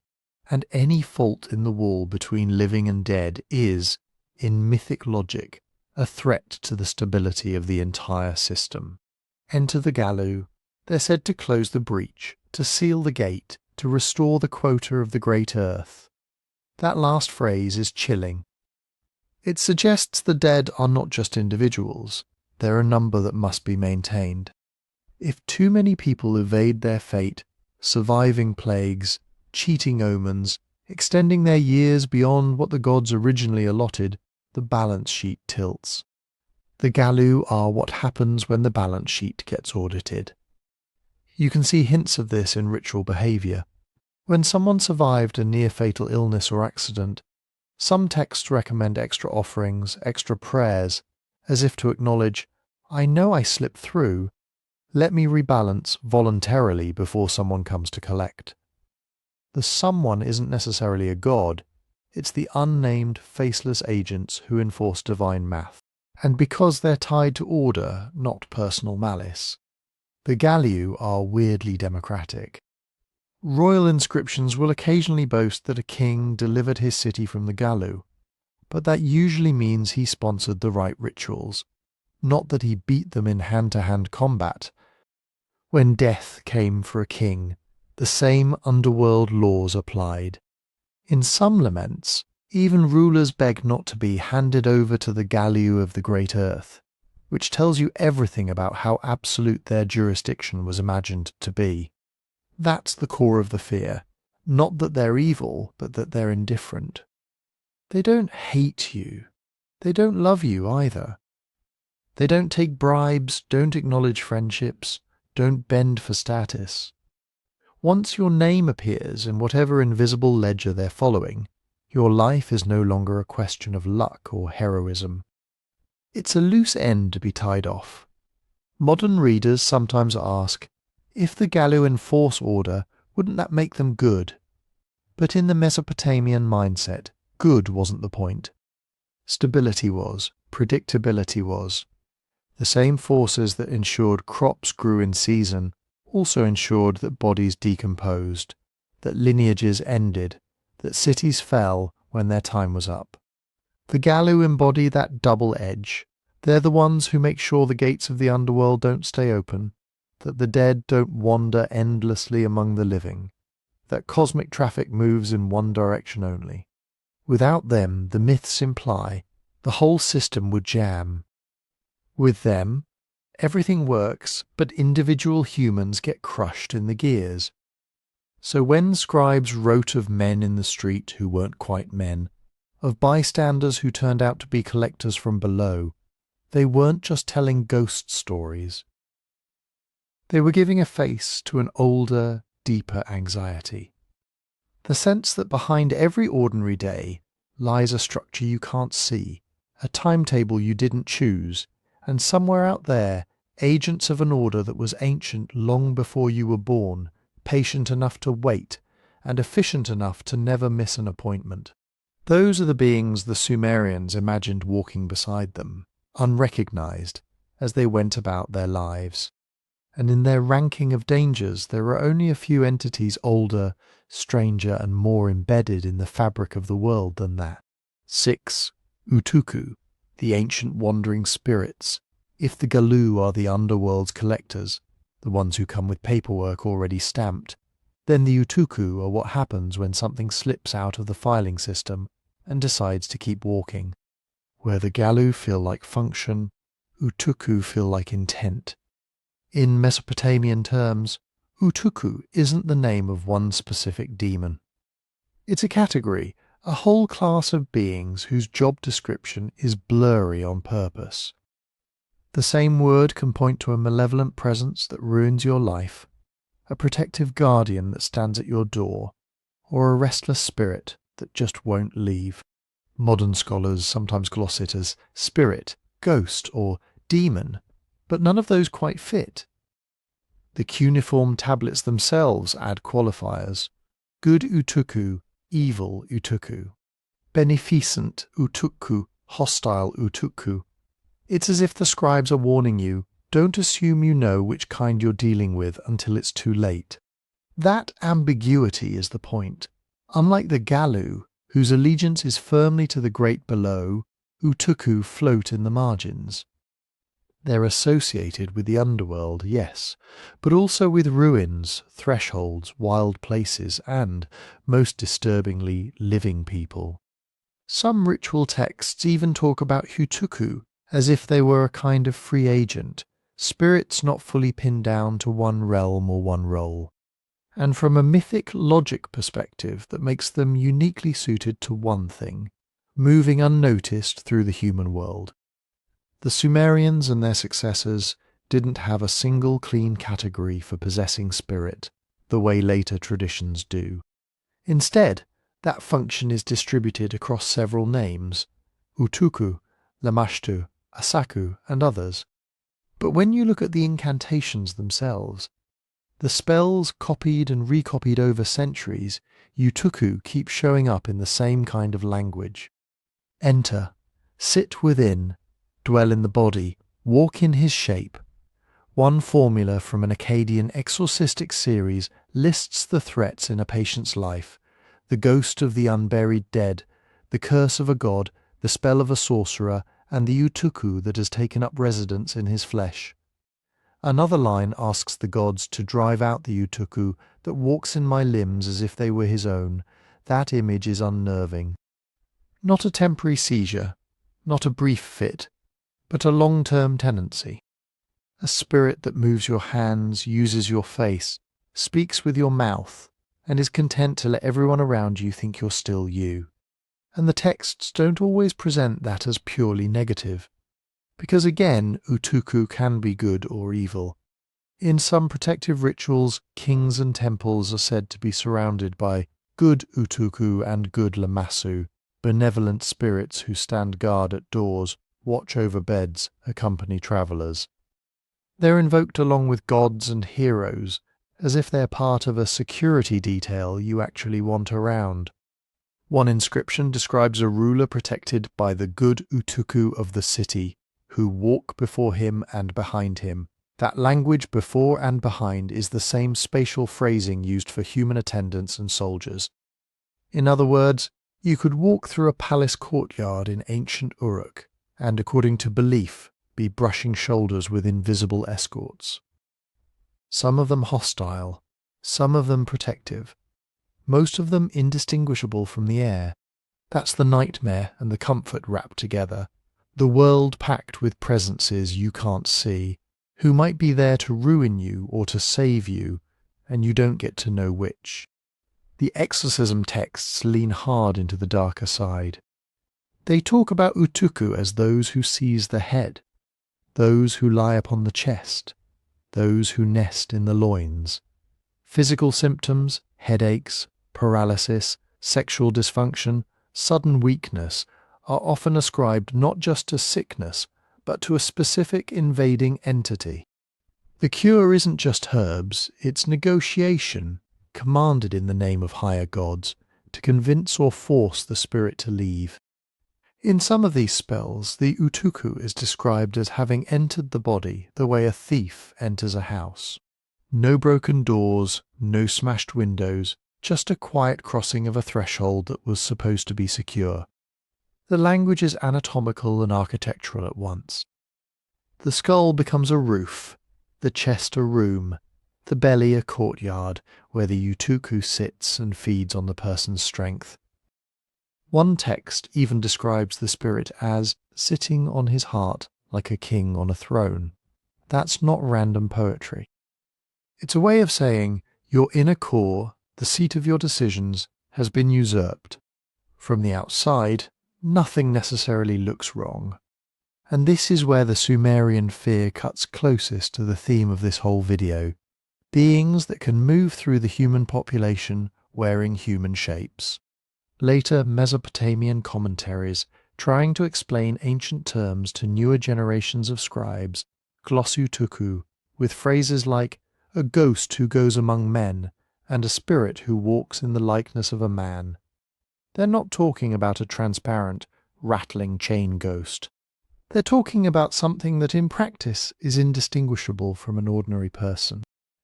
You don't recognize the possession by sight. You recognize it when behavior shifts into patterns the culture marks as non-human. Uncontrolled rage, inexplicable cruelty, sudden withdrawal, refusal of food, muttering in the night, talking to someone nobody else can hear. From our perspective, that sounds like a mix of mental illness, trauma, neurological events. From theirs is the footprint of an Utukku. Incantations will sometimes list out the checklist. He who was mild has become violent. He who was joyful now sits in gloom. His sleep flees him. His words are confused. Then the punchline. An evil Utukku has entered him. The diagnosis is not metaphorical. It's a literal occupant. And crucially, there's no one-to-one mapping between symptom and spirit. The same word Utukku can be slotted into different formulae. The Utukku of the mountain, the Utukku of the field, the Utukku of the house, the Utukku of the grave. Each variant suggests a source, a context where the spirit might have come from. Visit a ruin at dusk. You might bring home the Utukku who prowls abandoned places. Neglect a tomb. You might stir up an Utukku from the ranks of the unquiet dead. But once it has entered a human body, those distinctions collapse. The texts stop talking about external origins and start talking about internal residence. There's also a moral dimension layered on top. Some prayers admit, almost casually, that the Utukku had a reason. Because I did not honour my God, an evil Utukku entered my body. Because my offerings to the dead were lacking, an Utukku has seized me. In these cases, the spirit isn't just a random predator. It's a kind of enforcer of social and religious obligations, a personal Gallu, but operating inside you instead of dragging you below. And yet the same tradition preserves another strand, where the Utukku is simply opportunistic. You can do everything right, sacrifice correctly, bury properly, honour the gods, and still be targeted. Some laments complain that the Utukku does not distinguish the righteous from the wicked. That line is chilling, because it strips away the comforting idea that bad things only happen to people who deserve them. An invisible entity that can enter anyone, good or bad, and use their body like a disguise. From a social standpoint, this explains a lot. It gives a vocabulary for those moments when someone in your house feels like a stranger, when a neighbour you've known for years suddenly acts not themselves. The mythology doesn't say they changed, it says something moved in.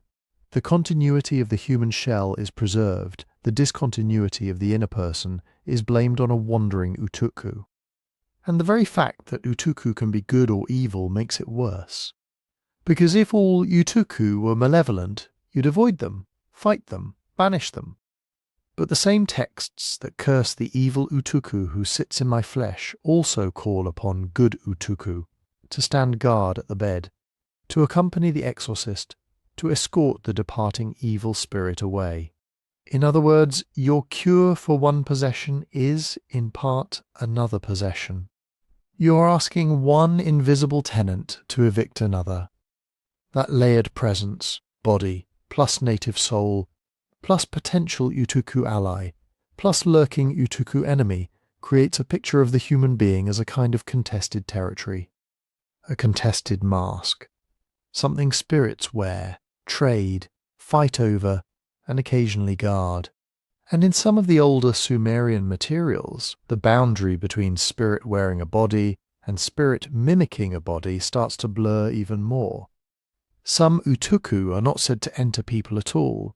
They're said to go about in the form of a man, to sit in assemblies, to stand in the street, with no human host mentioned, just a shape, a likeness, and everyone around them none the wiser. That's where the category really starts to drift away from ordinary ghosts and into something older, stranger, and much more deeply embedded in the Mesopotamian sense of how crowded the world actually is. To really feel how unsettling that is, you have to look at where the Utukku sit in the timeline of Mesopotamian thought. The big gods, the Anunnaki, Enlil, Inanna, Utu, Nergal, they have genealogies. They have origin stories. They have moments when they're said to have taken up their lordship, when temples are built for them, when kings boast of restoring their cults after periods of neglect. Even the chaos monsters usually come with a beginning. Tiamat, born of the first waters. Anzu, who stole the tablets of destiny. Lamashtu, daughter of Anu, unleashed at some point in cosmic history. Utukku don't get that kind of entrance. They just are. In the texts, they show up like background radiation. In Sumerian, in Old Babylonian Akkadian, in later Assyrian incantations, they're already there, already assumed.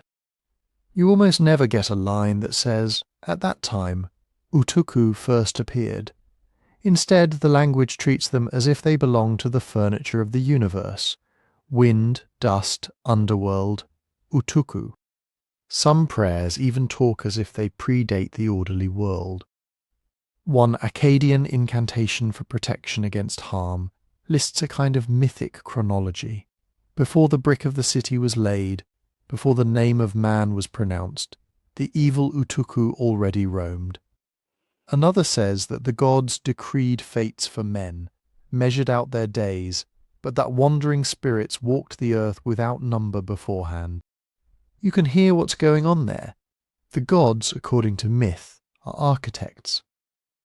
They decide, they divide, they organize, they assign jobs, carve up heaven and earth, set up the great cosmic departments.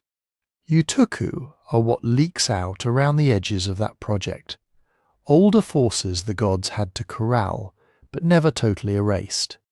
And that puts them in an uncanny position, chronologically speaking.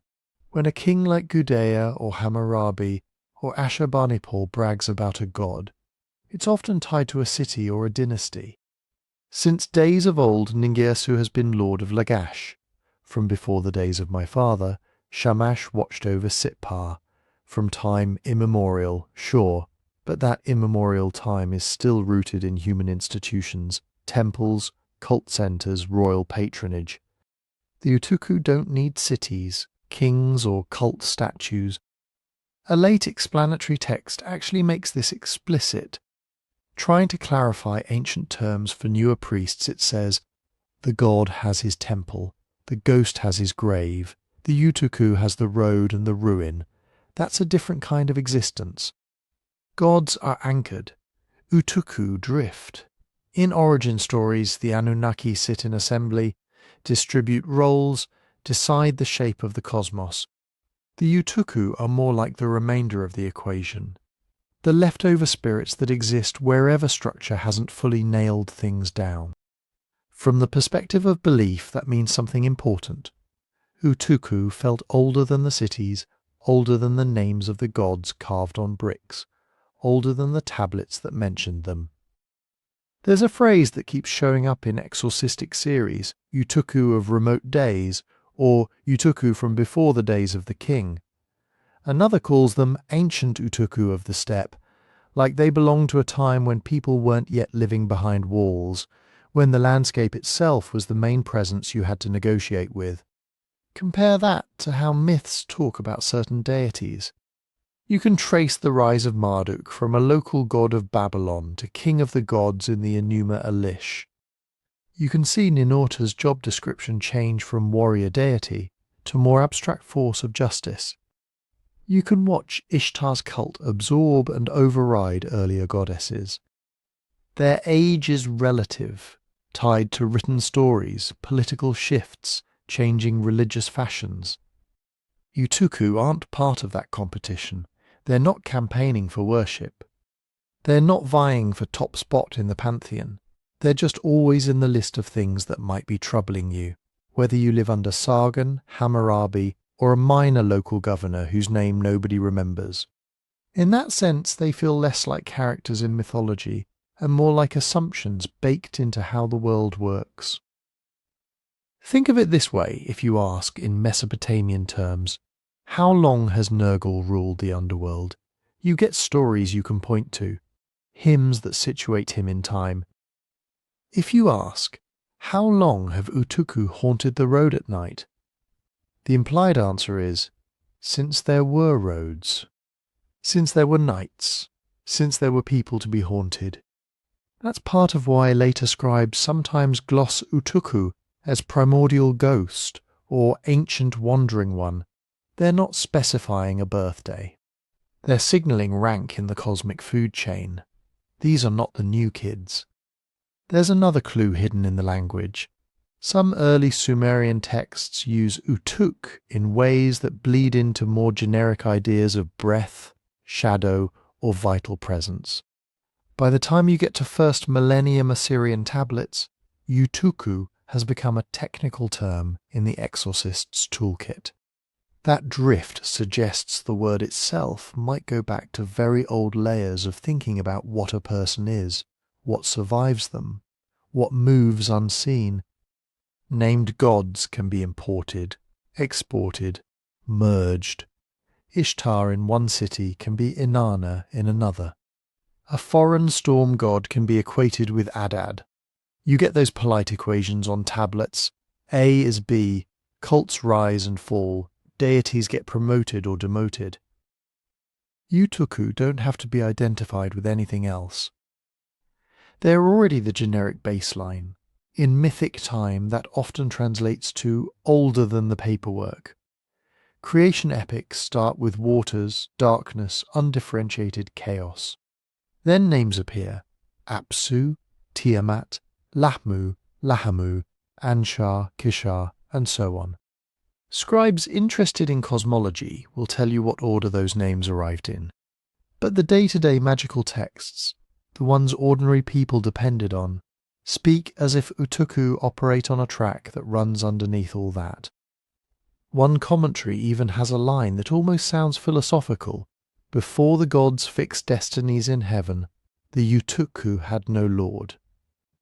The implication is that, once cosmic law is established, these spirits can be commanded in the names of higher deities, what exorcists are trying to do all the time. But there's a memory baked into the phrase, a time when they answered to nobody.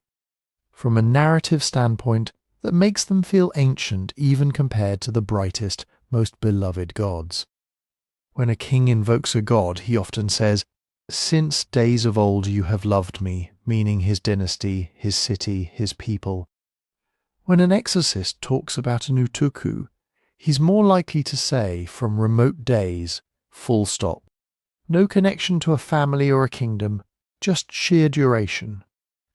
And that has implications for the central theme of this video. Beings that disguise themselves as humans, ranked by how long they've supposedly been here.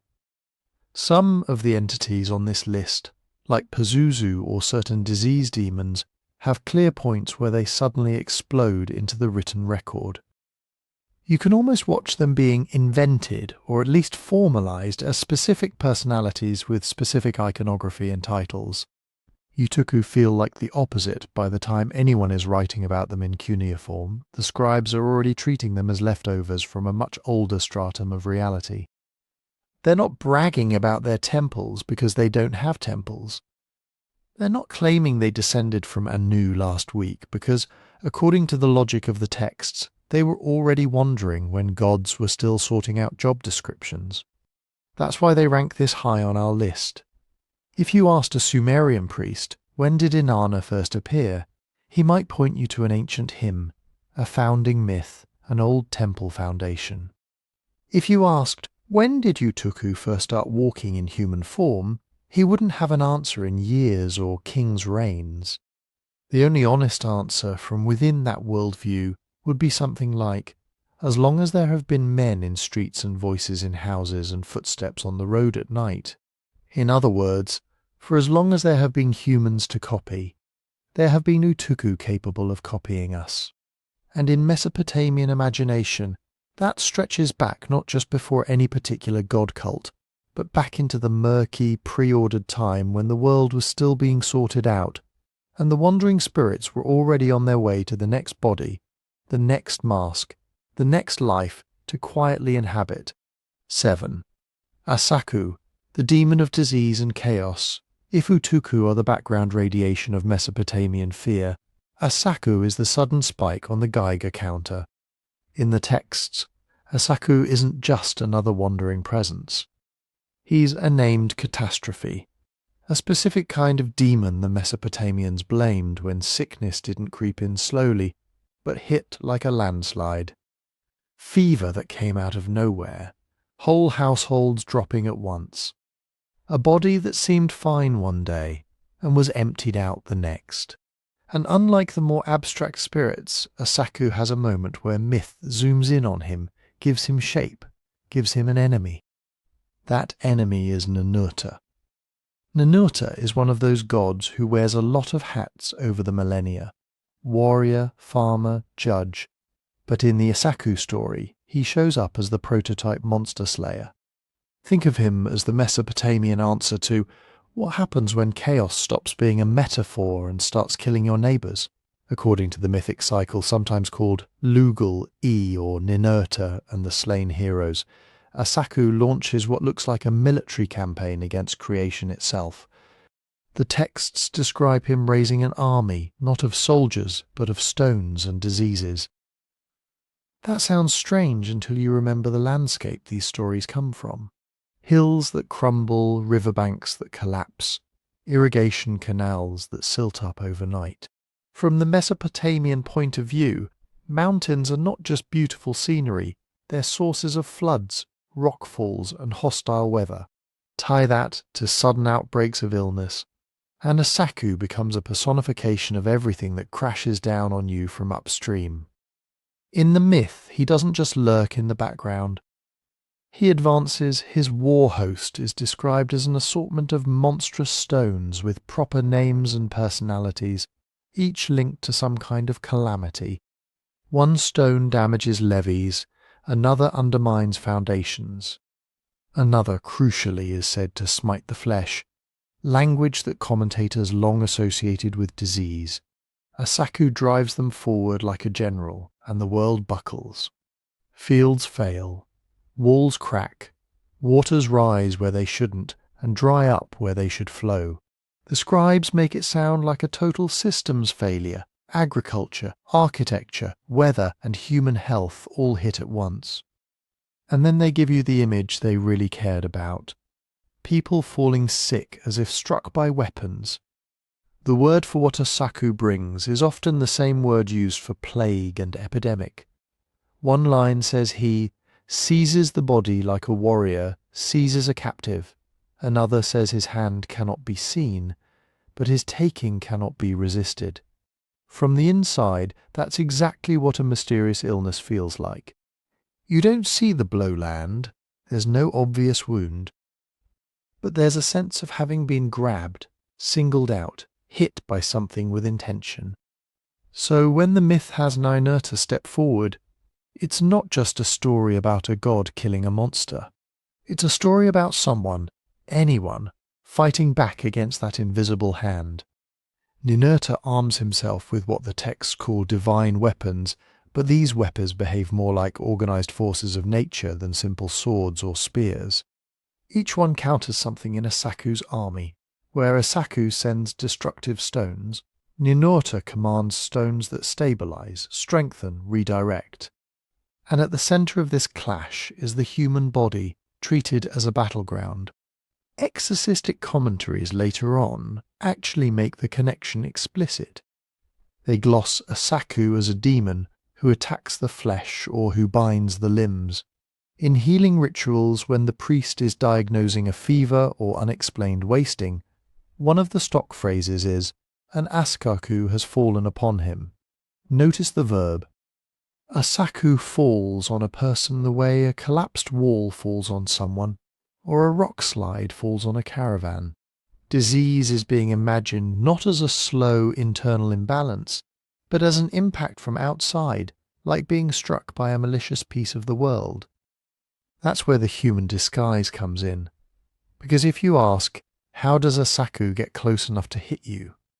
The texts don't always put him out there on the horizon, looming like a giant. Instead, they often fold him into everyday ailments. A tablet listing different kinds of illness says, headache of Asakku, fever of Asakku, wasting of Asakku. Another describes him as lodging in the sinews, sitting in the chest, making his dwelling in a person. From a modern perspective, that reads like metaphor. From their perspective, it's more literal. Asakku doesn't just strike and leave, he inhabits.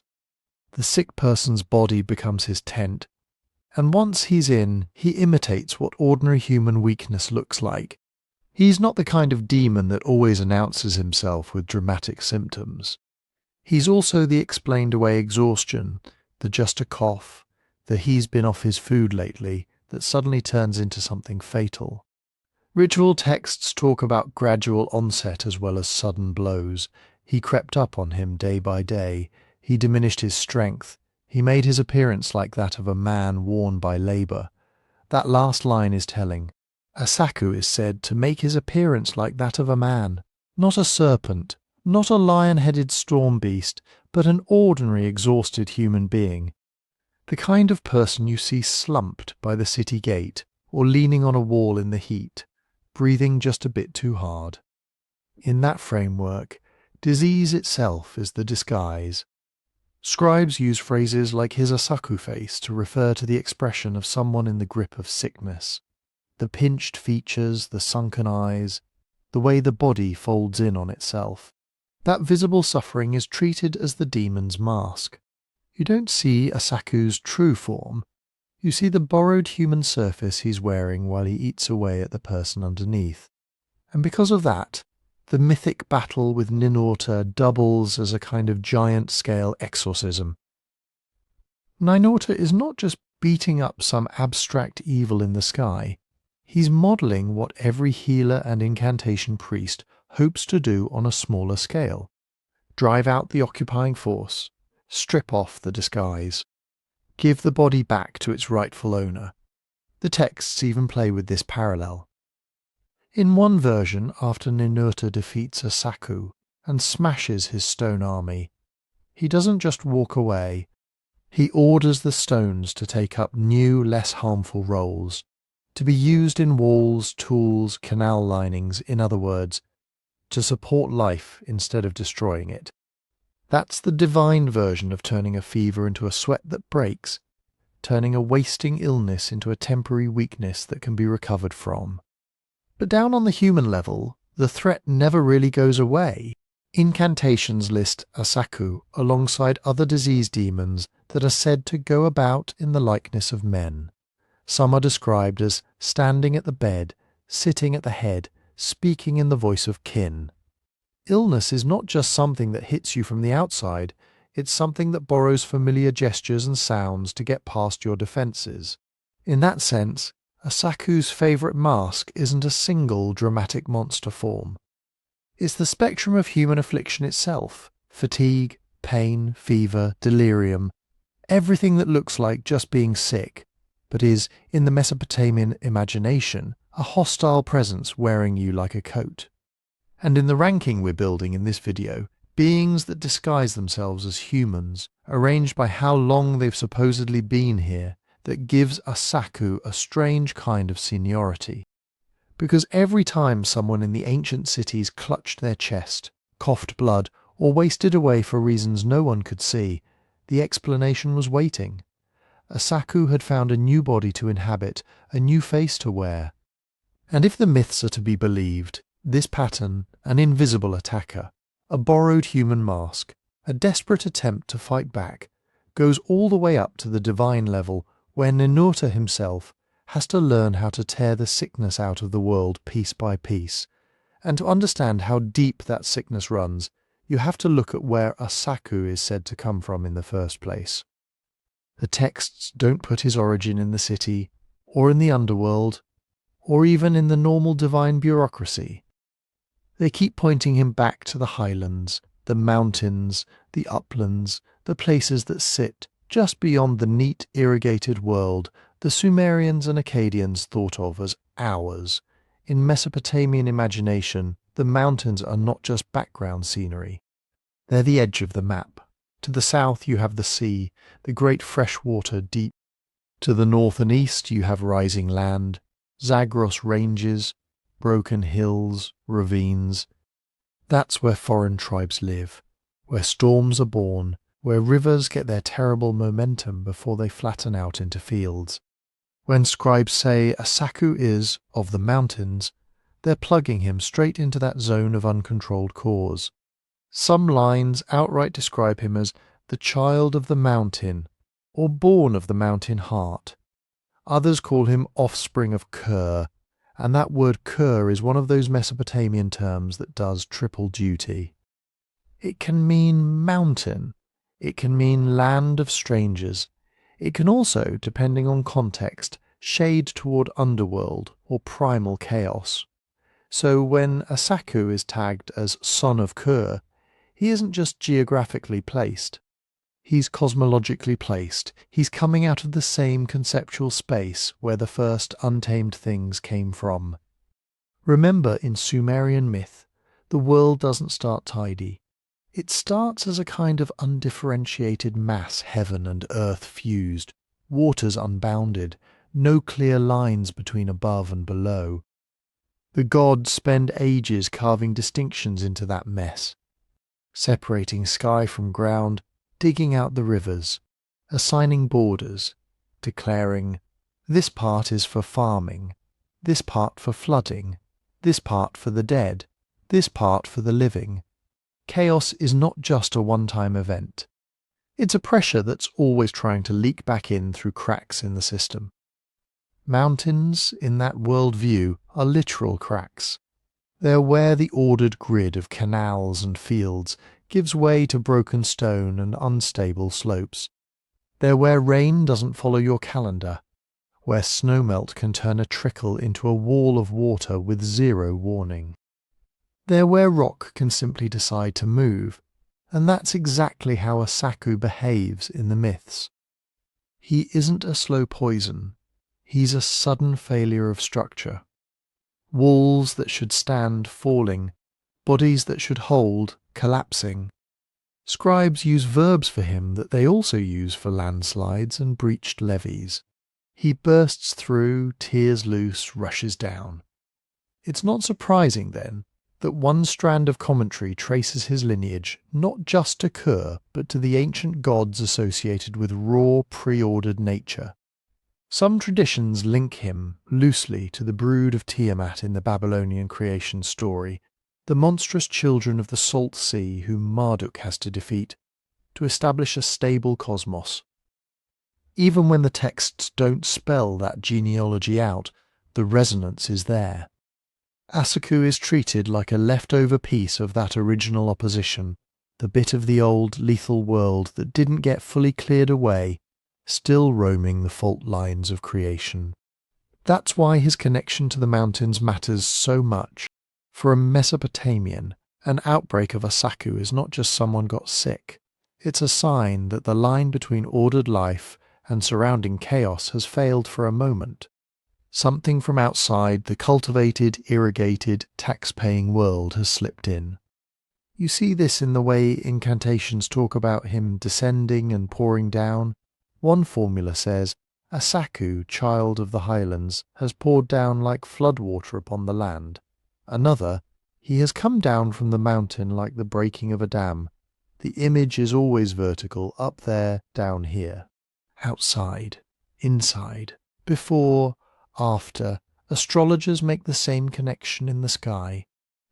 Some celestial omens associate certain eclipses or irregularities with the activity of Asakku. A darkening that shouldn't happen. A shadow where there shouldn't be one. These get read as the cosmos briefly behaving like the mountains during flood season. Unpredictable, dangerous, off-script. So, from the start, Asakku isn't just about germs or fevers or whatever was actually killing people. He's a narrative tool for saying, the world we live in is precarious. The straight lines we've drawn on the mud are temporary. The big forces outside the city walls have not forgotten us. That's also why his defeat in myth is never quite final. Even in the story where Ninurta smashes him and rearranges his stone army into useful things, there's a faint unease. The same mountain that gave birth to Asakku is still there on the horizon. The same channels that carried floodwater into the fields can, under different conditions, carry disaster back.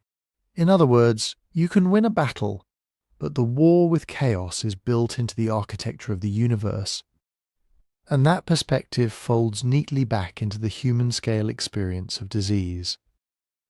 From the Mesopotamian point of view, a plague is a local replay of a very old drama. The world, which is supposed to be held in place by gods and rituals and taxes and temple schedules, suddenly behaves like it did before there were any boundaries. People die out of order. Strong men fall before the elderly. Children vanish before their parents. The social script breaks.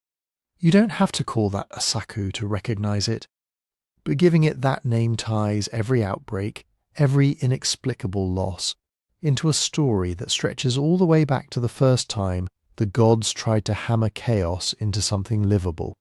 It also gives Asakku a chronological seniority in our ranking that's hard to overstate. He's not a late addition to the pantheon, some specialist demon invented after cities were already up and running. He's woven into the same cluster of ideas that define mountains, underworld, primordial sea, the big old categories. If you live in a mud-brick city on a flat plain, drawing your life from rivers born in those highlands, Asakku has been here as long as those rivers have. As long as water has been capable of overflowing, rocks capable of sliding, bodies capable of failing. From that angle, his human disguises, those exhausted faces, those trembling limbs, those fever-bright eyes, are just the newest outfits worn by a very old force.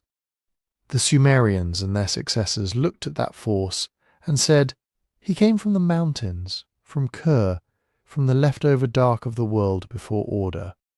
He can look like your neighbour, your child, your own reflection when you're too weak to stand.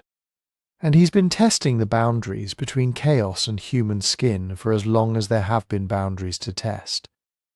Which means, in the long view, this video is tracing, Asakku isn't just one more demon wearing a human mask.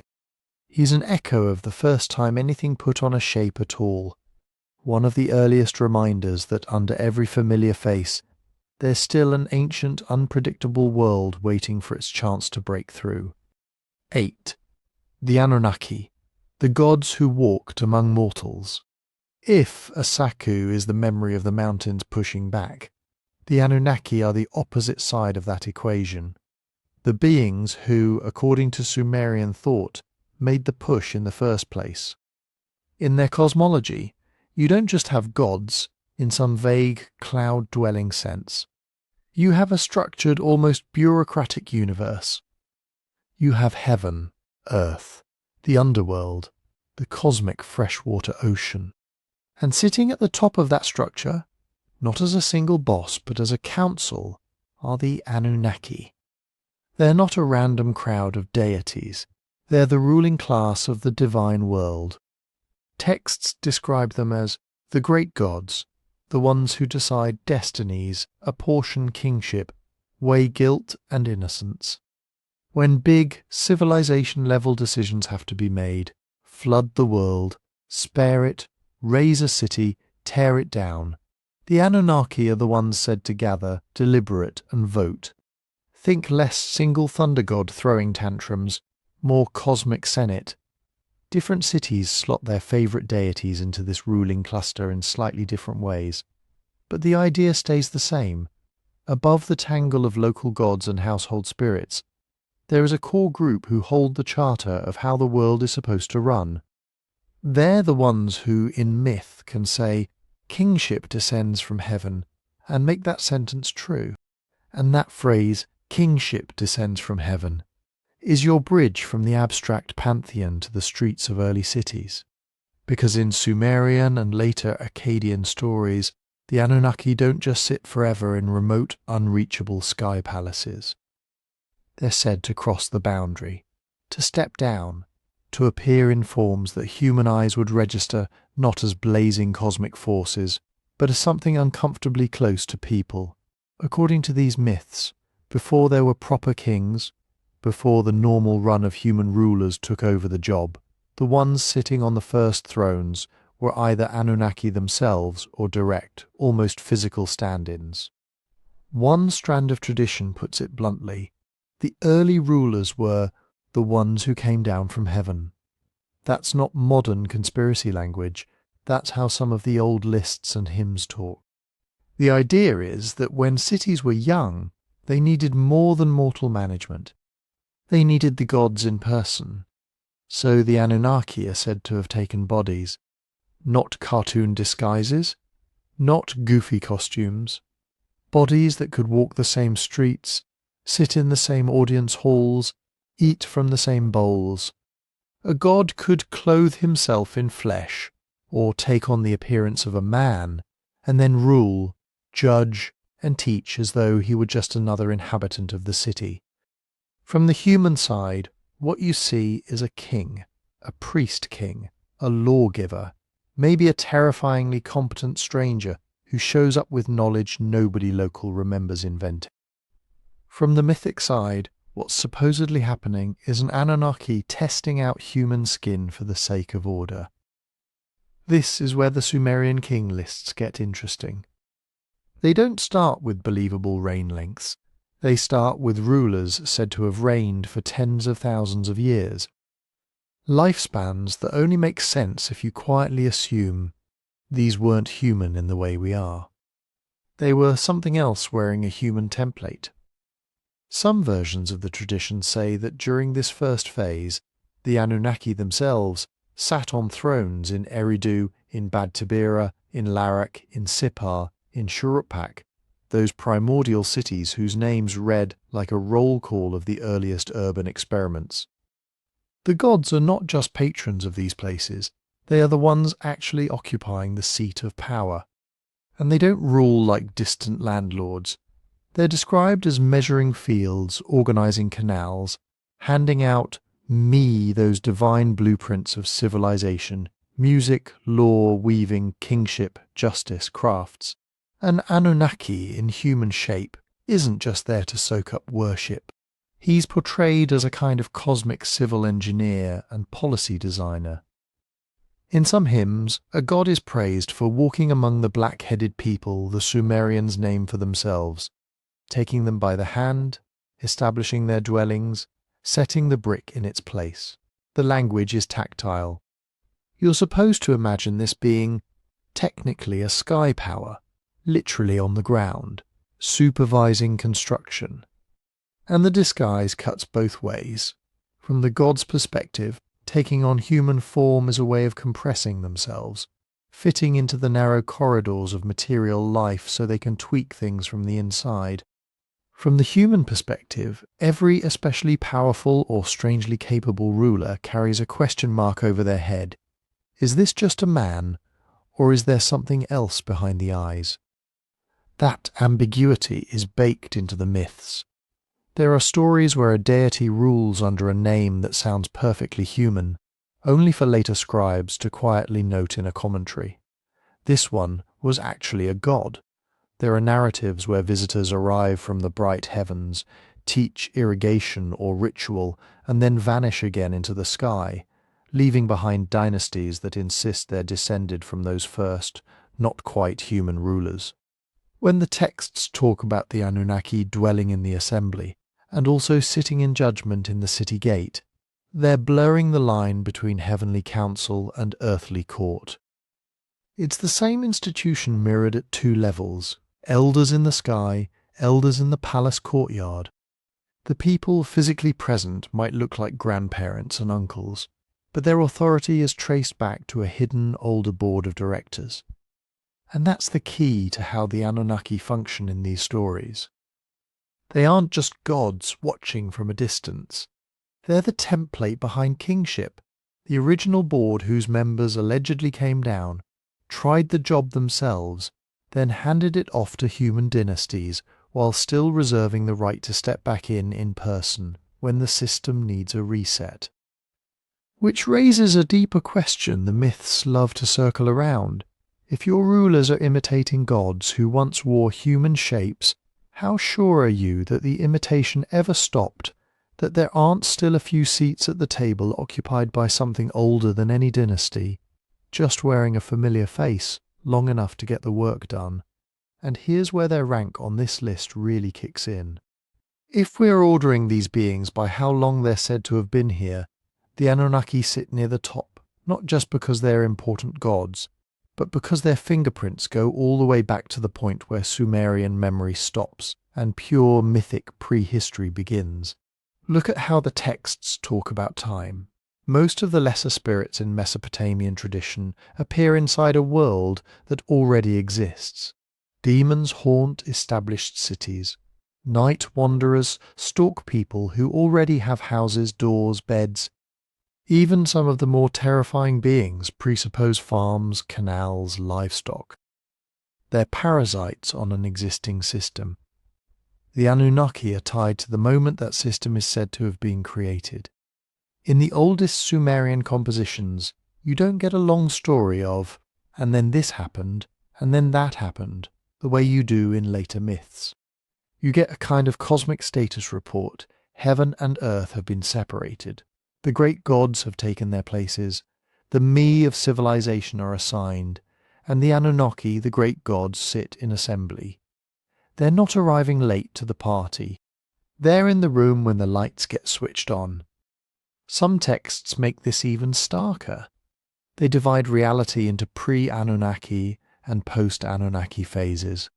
First, the earth is like a reed mat unrolled, nameless, undifferentiated.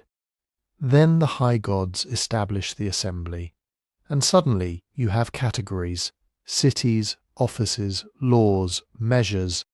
The assembly is identified with the Anunnaki. So, by definition, anything that looks like organized life, weights and measures, fields and boundaries, courts and rituals, is downstream of them. From a Sumerian perspective, if you're living in a house and paying grain taxes, you're already living in a world the Anunnaki designed. That's one layer of their antiquity. Another comes from how deep their names are buried in the language. Scholars point out that some major divine names linked to the Anunnaki seem to be genuinely old Sumerian words, not later imports. They show up in the earliest cuneiform tablets we have, archaic lists of offerings, inventories, temple rosters from around 3000 BCE and earlier. The writing system at that point is barely more than picture scratch. But the names of certain Anunnaki are already there, treated as if everyone obviously knows who they are. You see a similar pattern in how often they appear without explanation. Lesser beings get glosses. So-and-so a demon of such and such. This spirit who stalks at night.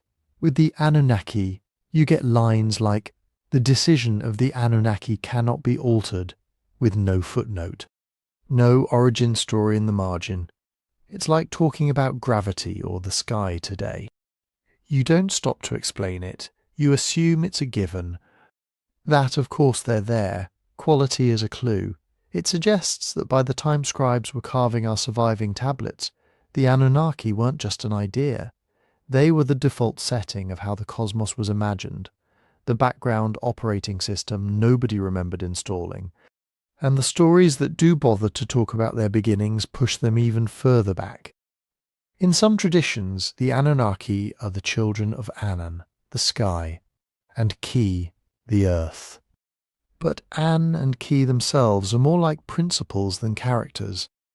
They're almost abstractions, height and ground. If you trace the logic, the Anunnaki emerge at the first intersection where heaven and earth actually start interacting in a structured way. They're the moment when raw space and raw matter become a governed world. That's why later Mesopotamian cultures, Akkadian, Babylonian, Assyrian, inherit them almost unchanged. Other gods change roles, merge, split, swap genders, migrate between cities. The Anunnaki mostly don't. Their head count fluctuates. Their membership list gets edited, but their core function as the Great Assembly, the deciders of destiny, stays steady across more than 1,000 years of texts. They are not the fashion of one city or one dynasty. They're the backbone that outlives them all.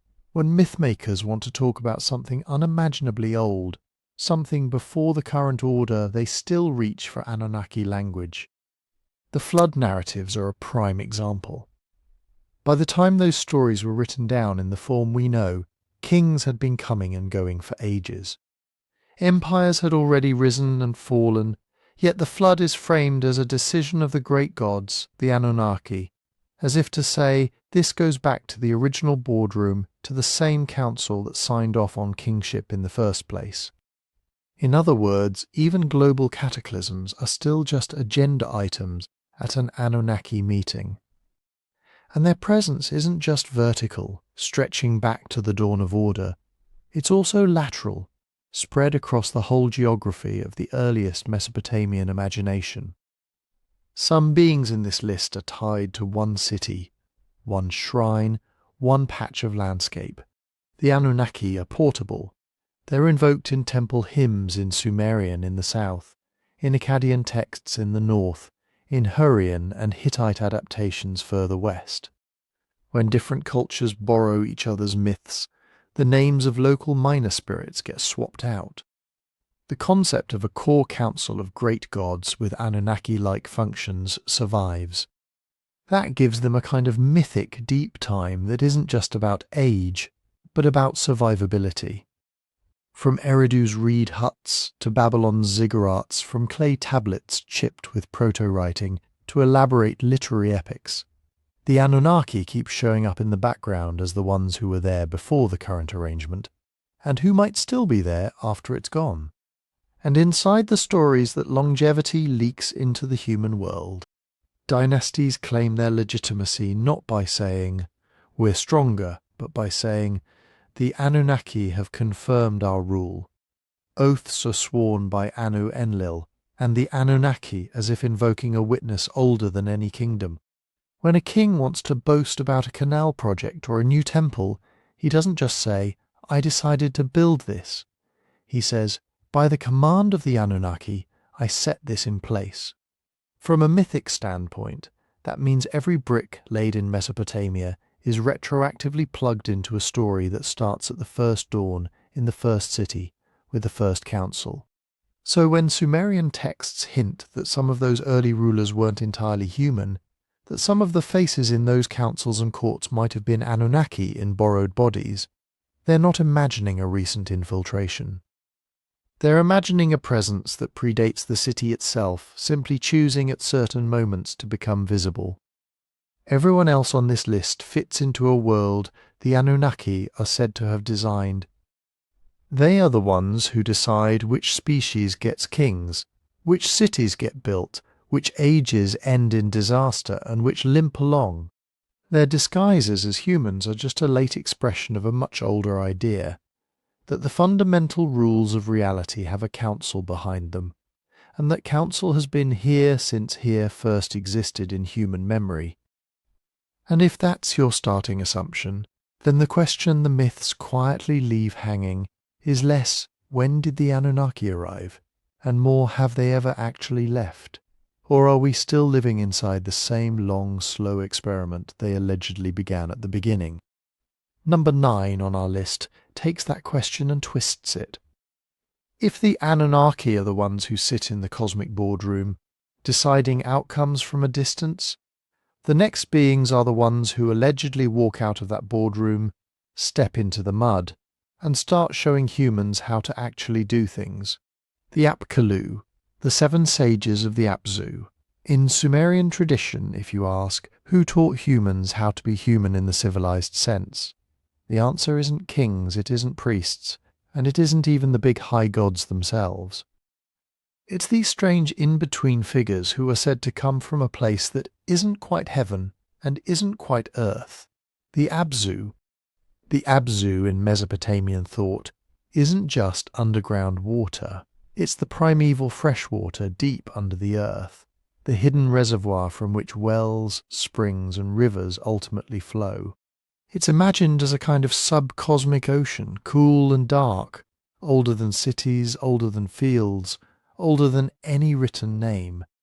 And according to myth, before the Great Flood, 7 beings rose from that deep. They aren't described like normal gods dropping in from the sky.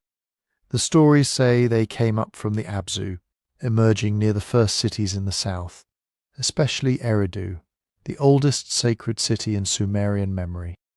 They appear right at that hazy threshold where mythic prehistory shades into the time when kingship descended from heaven, the era when you first start getting temples, writing, irrigation. That timing matters. You can feel Mesopotamian storytellers struggling to explain a puzzle. How did utterly ordinary humans who had been farming and herding for who knows how long suddenly acquire the complex toolkit of civilization? Law codes, brick architecture, mathematics, rituals, scribal schools. For them, there has to be a transmission point, a first generation that learns these things from someone who already knows how. The Apkallu are that missing generation. Texts describe them with a formula that gets repeated like a refrain. Perfect in wisdom, not strong in battle, not terrible in wrath. Their defining trait is knowledge. And not just any knowledge, the ordered patterns of civilization, crafts, offices, ceremonies, the right way to do almost everything. But here's where they get weird. The Apkallu are almost always depicted in a very particular way. Human-shaped figures draped in a full-body fish cloak. In reliefs and descriptions you get a human face, human arms and legs, but the body of a fish is wrapped around them like a hooded coat. The fish's head arches over their own like a helmet, its tail hangs down their back like a cape. Some later descriptions even blur the boundary further, calling them fishmen or men of fish. For Sumerian and later Babylonian scribes, that fish imagery wasn't just decoration. The fish is the creature of the water world, the Abzu. It's the living emblem of the deep. So a being who wears a fish as clothing, or is half fish, half man, is visibly marked as coming from that other realm, carrying its properties with him onto dry land. But at the same time, the Apkallu aren't monstrous in the way demons are. They stand upright like humans, hold objects humans recognize, a bucket in one hand, a cone or tablet in the other. They walk into cities, speak with kings, give instructions, compose rituals. In some traditions, they even serve as advisors at court, sitting beside early rulers like learned officials. So you get this deliberate tension. They look human enough to pass as teachers, but marked enough that, if you're paying attention, you know they're not just unusually smart guys from the next town over. The myths lean into that double identity. In one ancient list of sages, each Apkallu is paired with a pre-flood king. The text goes through the early dynasties.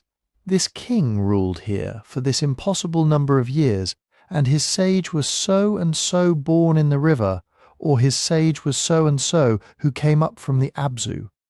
The structure is almost bureaucratic, like a royal archive, king on one side of the ledger, Apkallu on the other. That pairing is the point. Kingship is the human institution. The sage is the non-human consultant assigned to that king, bringing in expertise from somewhere else. And they don't just whisper advice about war or taxes. According to later summaries copied in temple schools, the Apkallu are said to have established cult practices, fixed the calendar, introduced certain crafts, organized the music and liturgy of the gods. One line will simply say of a particular sage, he perfected the plans of heaven and earth. Another, he brought down the designs of the temple. In other words, they are portrayed as walking blueprints. When a city wants to know how to build a ziggurat, how to divide fields, how to record offerings, you don't figure it out from scratch. An Apkallu shows up in human form with a head full of patterns supposedly sourced from the deep structure of the cosmos. He passes that information on to human apprentices, scribes, priests, architects, and then in many versions disappears again. The fish cloak imagery dovetails with that teacher role in an interesting way. Fish, in the marshy landscape of southern Mesopotamia, were both common food and mysterious creatures of the unseen underworld of water. They slip in and out of view, surfacing briefly, then vanishing below. The Apkallu do the same thing in the stories, surfacing from the Abzu to interact with humans, then sinking back into mythic invisibility once their work is done. And yet, while they are present, they blend. Some Mesopotamian scholars in the first millennium BCE clearly imagined them operating inside the city as if they were just exceptionally wise men. They are described with the same titles later used for human experts, the one skilled in incantations, the exorcist of the king, the scribe who knows the secrets. The only difference is their origin story. A human sage trained in a temple school, an Apkallu emerged from the groundwater beneath the world. From a narrative perspective that makes them perfect candidates for hidden in plain sight beings, to an outsider you're just seeing a court advisor, a priest pouring libations, a teacher drilling students on cuneiform signs. To someone who knows the myth, you're seeing a piece of the Abzu walking around in human clothes, carrying technologies that don't really belong to mortals yet. And all of this is framed as happening before the flood. That phrase in Mesopotamian texts doesn't just mean a long time ago, it marks a different epoch. Pre-flood kings have ridiculous reign lengths, tens of thousands of years. Pre-flood sages are semi-aquatic beings of perfect wisdom. Then the flood comes, civilization is wiped, and whatever knowledge survives into the post-flood world is a fragment, a copy of what the Apkallu originally brought. In some traditions, later human scholars and ritual specialists explicitly model themselves on the Apkallu, claiming to be their successors or inheritors. But that's the later story. First, you have to understand why these fish-cloaked teachers rising out of the Abzu are remembered at all, and what makes their presence feel, to Mesopotamian writers, older and stranger than almost anything else on this list. Part of it comes down to how far back their story is pushed. In the Sumerian king list and related texts, the Apkallu aren't just placed a long time ago, they're anchored in that almost mythic era before the flood, attached to kings whose reign lengths are counted in tens of thousands of years. Those numbers aren't meant to be realistic. They're a way of saying, this belongs to the deep time of the world, not the short time of normal human history. Most other beings we've talked about are tied to the human condition, as Mesopotamians knew it. Illness, war, night, storms, the anxiety of city life. The Apkallu are tied to the moment that creates that condition in the first place. They're the ones standing at the on-ramp of civilization, handing out the rulebooks and toolkits before anyone else even knows what a rulebook is. And the tradition doesn't let them go. Post-flood texts don't say, well, the Apkallu did their job and retired.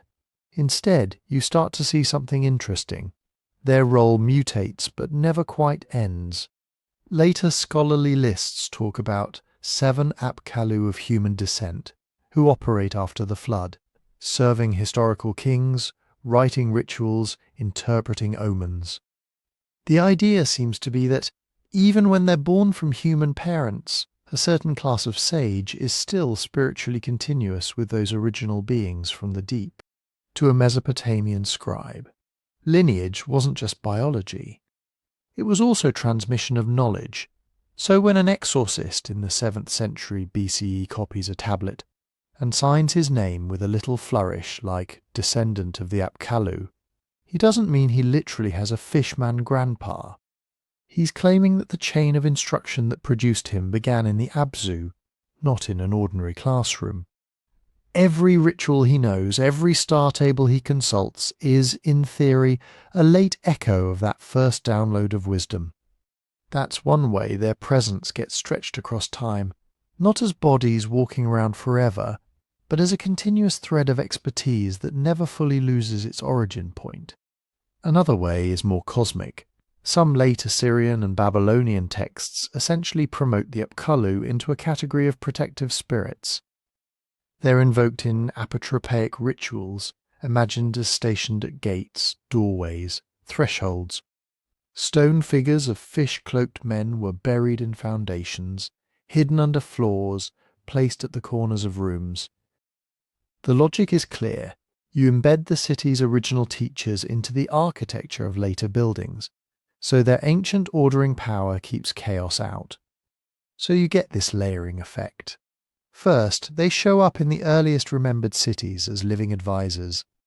Then, after the flood, they get recast as the invisible patrons of every later city that wants to claim legitimacy. They're not just a story about how Eridu was once great. They're a tool a priest in Nineveh can still wield, a name he can still recite to make his own ritual work. From the storyteller's perspective, that makes them feel continuous in a way that other beings aren't. Demons flare up in particular moments, a sickness, a nightmare, a storm. Even great gods have specific cult centres and festivals. But the Apkallu are tied to everything that looks like structured knowledge. Omen series, liturgical collections, technical handbooks. All the thick, dusty corpora that define Mesopotamian intellectual life are, in the tradition's self-understanding, ultimate extensions of what those first sages set in motion. If you zoom out, they're present at 3 different scales. At the cosmological scale, they come from a realm older than the organized world, the Abzu beneath the earth, which exists as long as there is fresh water, as long as rivers flow, that makes their origin feel older than any city, older than any temple cult. At the historical scale, they bracket the transition from people who farm and herd to people who keep records, consult omens, and build stepped temples. The myths insist that the initial blueprint stage of that transition is theirs, and at the everyday scale, for as long as there are scribes copying tablets and exorcists chanting incantations, there is a living inheritance that claims the Apkallu as its root.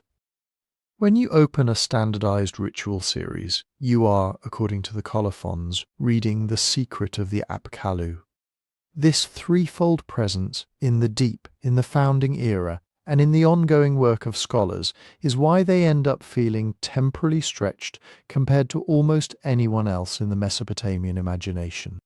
Other mythic figures can be older in a cosmic sense.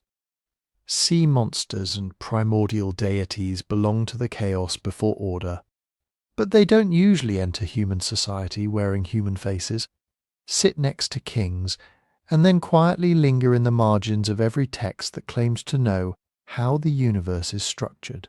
The Apkallu do. They're said to surface at the very beginning of civilization, seed the world with templates, and then leave behind a class of human professionals who perpetually reenact their role, advising rulers, decoding omens, mediating between gods and people. In that sense, every court scholar in Mesopotamia is a kind of living disguise the Apkallu have put on. That's ultimately why, on a list ranked by how long they've been here, they come out on top. You can say a night demon has haunted sleepers since people first huddled in mud huts. You can say a wind god has raged as long as storms have crossed the plains.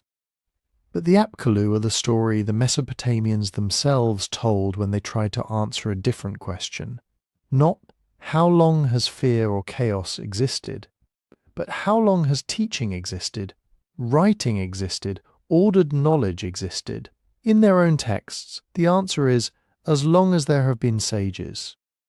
And as long as there have been sages, there have been Apkallu, just beneath the surface, wearing human shapes, carrying pieces of the Abzu into every age that followed. So where does that leave us? We started at the edge of the bed with Alu, a presence so vague the texts barely know how to describe it. No face, no limbs, no clear outline, just the feeling of something sitting on your chest at night, stealing your breath, blurring the line between sleep and death. The kind of thing that doesn't need a permanent body, because it only exists in those thin slices of time when you're half awake and defenseless. From there we moved into clearer shapes. Pazuzu, for example, shows you exactly what he is, and then doesn't. He's carved with wings, talons, a scorpion tail, a terrifying hybrid face, and yet his job in the incantations is to move around inside the ordinary world, to ride the wind, stalk the desert paths, show up in doorways and sick rooms. In some texts he looks almost like a bouncer at the threshold, between normal day and storm that ruins everything. Lilitu steps even closer. By the time you're dealing with her, the disguise is almost the whole point. She's not swooping out of the sky as a dragon or lurking in a reed marsh as a monster. She's said to walk the streets, haunt the liminal hours, move through human spaces wearing desires, fears, and loneliness as her camouflage. Her threat is psychological and social as much as supernatural. You don't need claws if you can weaponize attention, rejection, and the terror of being alone at night. Then you get beings who are almost bureaucratic in their horror. Namtar doesn't need to sneak around. He's fate itself, the decree that attaches to a person like a line of text on a tablet. In the stories, he can go up and down between Underworld and Earth like a courier, and that mobility is exactly what makes him feel so close. Plague doesn't look like a monster. It looks like messengers going in and out of cities. Orders being passed along, invisible decisions already written before you fall sick. The Gallu show you what happens when the disguise drops. They're said to drag people down to the underworld, but they don't stand outside human society. They're imagined as the underworld's police force, its extradition agents. If you squint, they're just an amplified version of something every city already knows. Enforcers, functionaries, the people whose job is to make sure no one slips out of the system they're born into. Utukku and Asakku pushed the timeline back. Utukku are those wandering presences that the texts treat as extremely old, tied to ruined places, abandoned houses, ancient wrongs. They don't look human, but they move through human-built spaces like they still remember when those spaces were new. Asakku, on the other hand, are almost like the raw algorithm of disease itself, an attack that rides on drought, fever, wasting. When later scribes say a particular sickness is the hand of Asakku, They're putting a face on a pattern of suffering that probably felt as old as agriculture. By the time we get to the Anunnaki, the scale has shifted again. These aren't just night visitors or rogue demons. They're the divine committee that decides cases, carves destinies, presides over the great structures of sky, earth, and underworld. And yet even they are, in some myths, imagined as present at city gates, in temples, in courtrooms, in places where humans gather to argue about what is just. When a judge renders a verdict, he's, in effect, acting as their temporary disguise. And finally, the Apkallu stretch that whole pattern across deep time. Everything else on this list is plugged into some recurring human crisis: illness, fear, storms, the terror of death. The Apkallu are plugged into something else: the invention and maintenance of order. They're said to appear right at the moment when people become a civilization that writes, calculates, predicts, and legislates. And then, instead of vanishing, they dissolve into every later figure who claims to know how the world works. If you zoom out over all 9, a theme emerges. The Sumerians and their successors didn't just populate the world with random monsters. They created a map of pressure points in human life: night and sleep, sex and family, weather and harvest, epidemic and justice, knowledge and power. And then they populated those pressure points with beings who could, at any time, be wearing a human situation as a mask. Sometimes that mask is a judge's bench. Sometimes it's a fever. Sometimes it's a seductive stranger, a gust of wind, a dream you can't shake.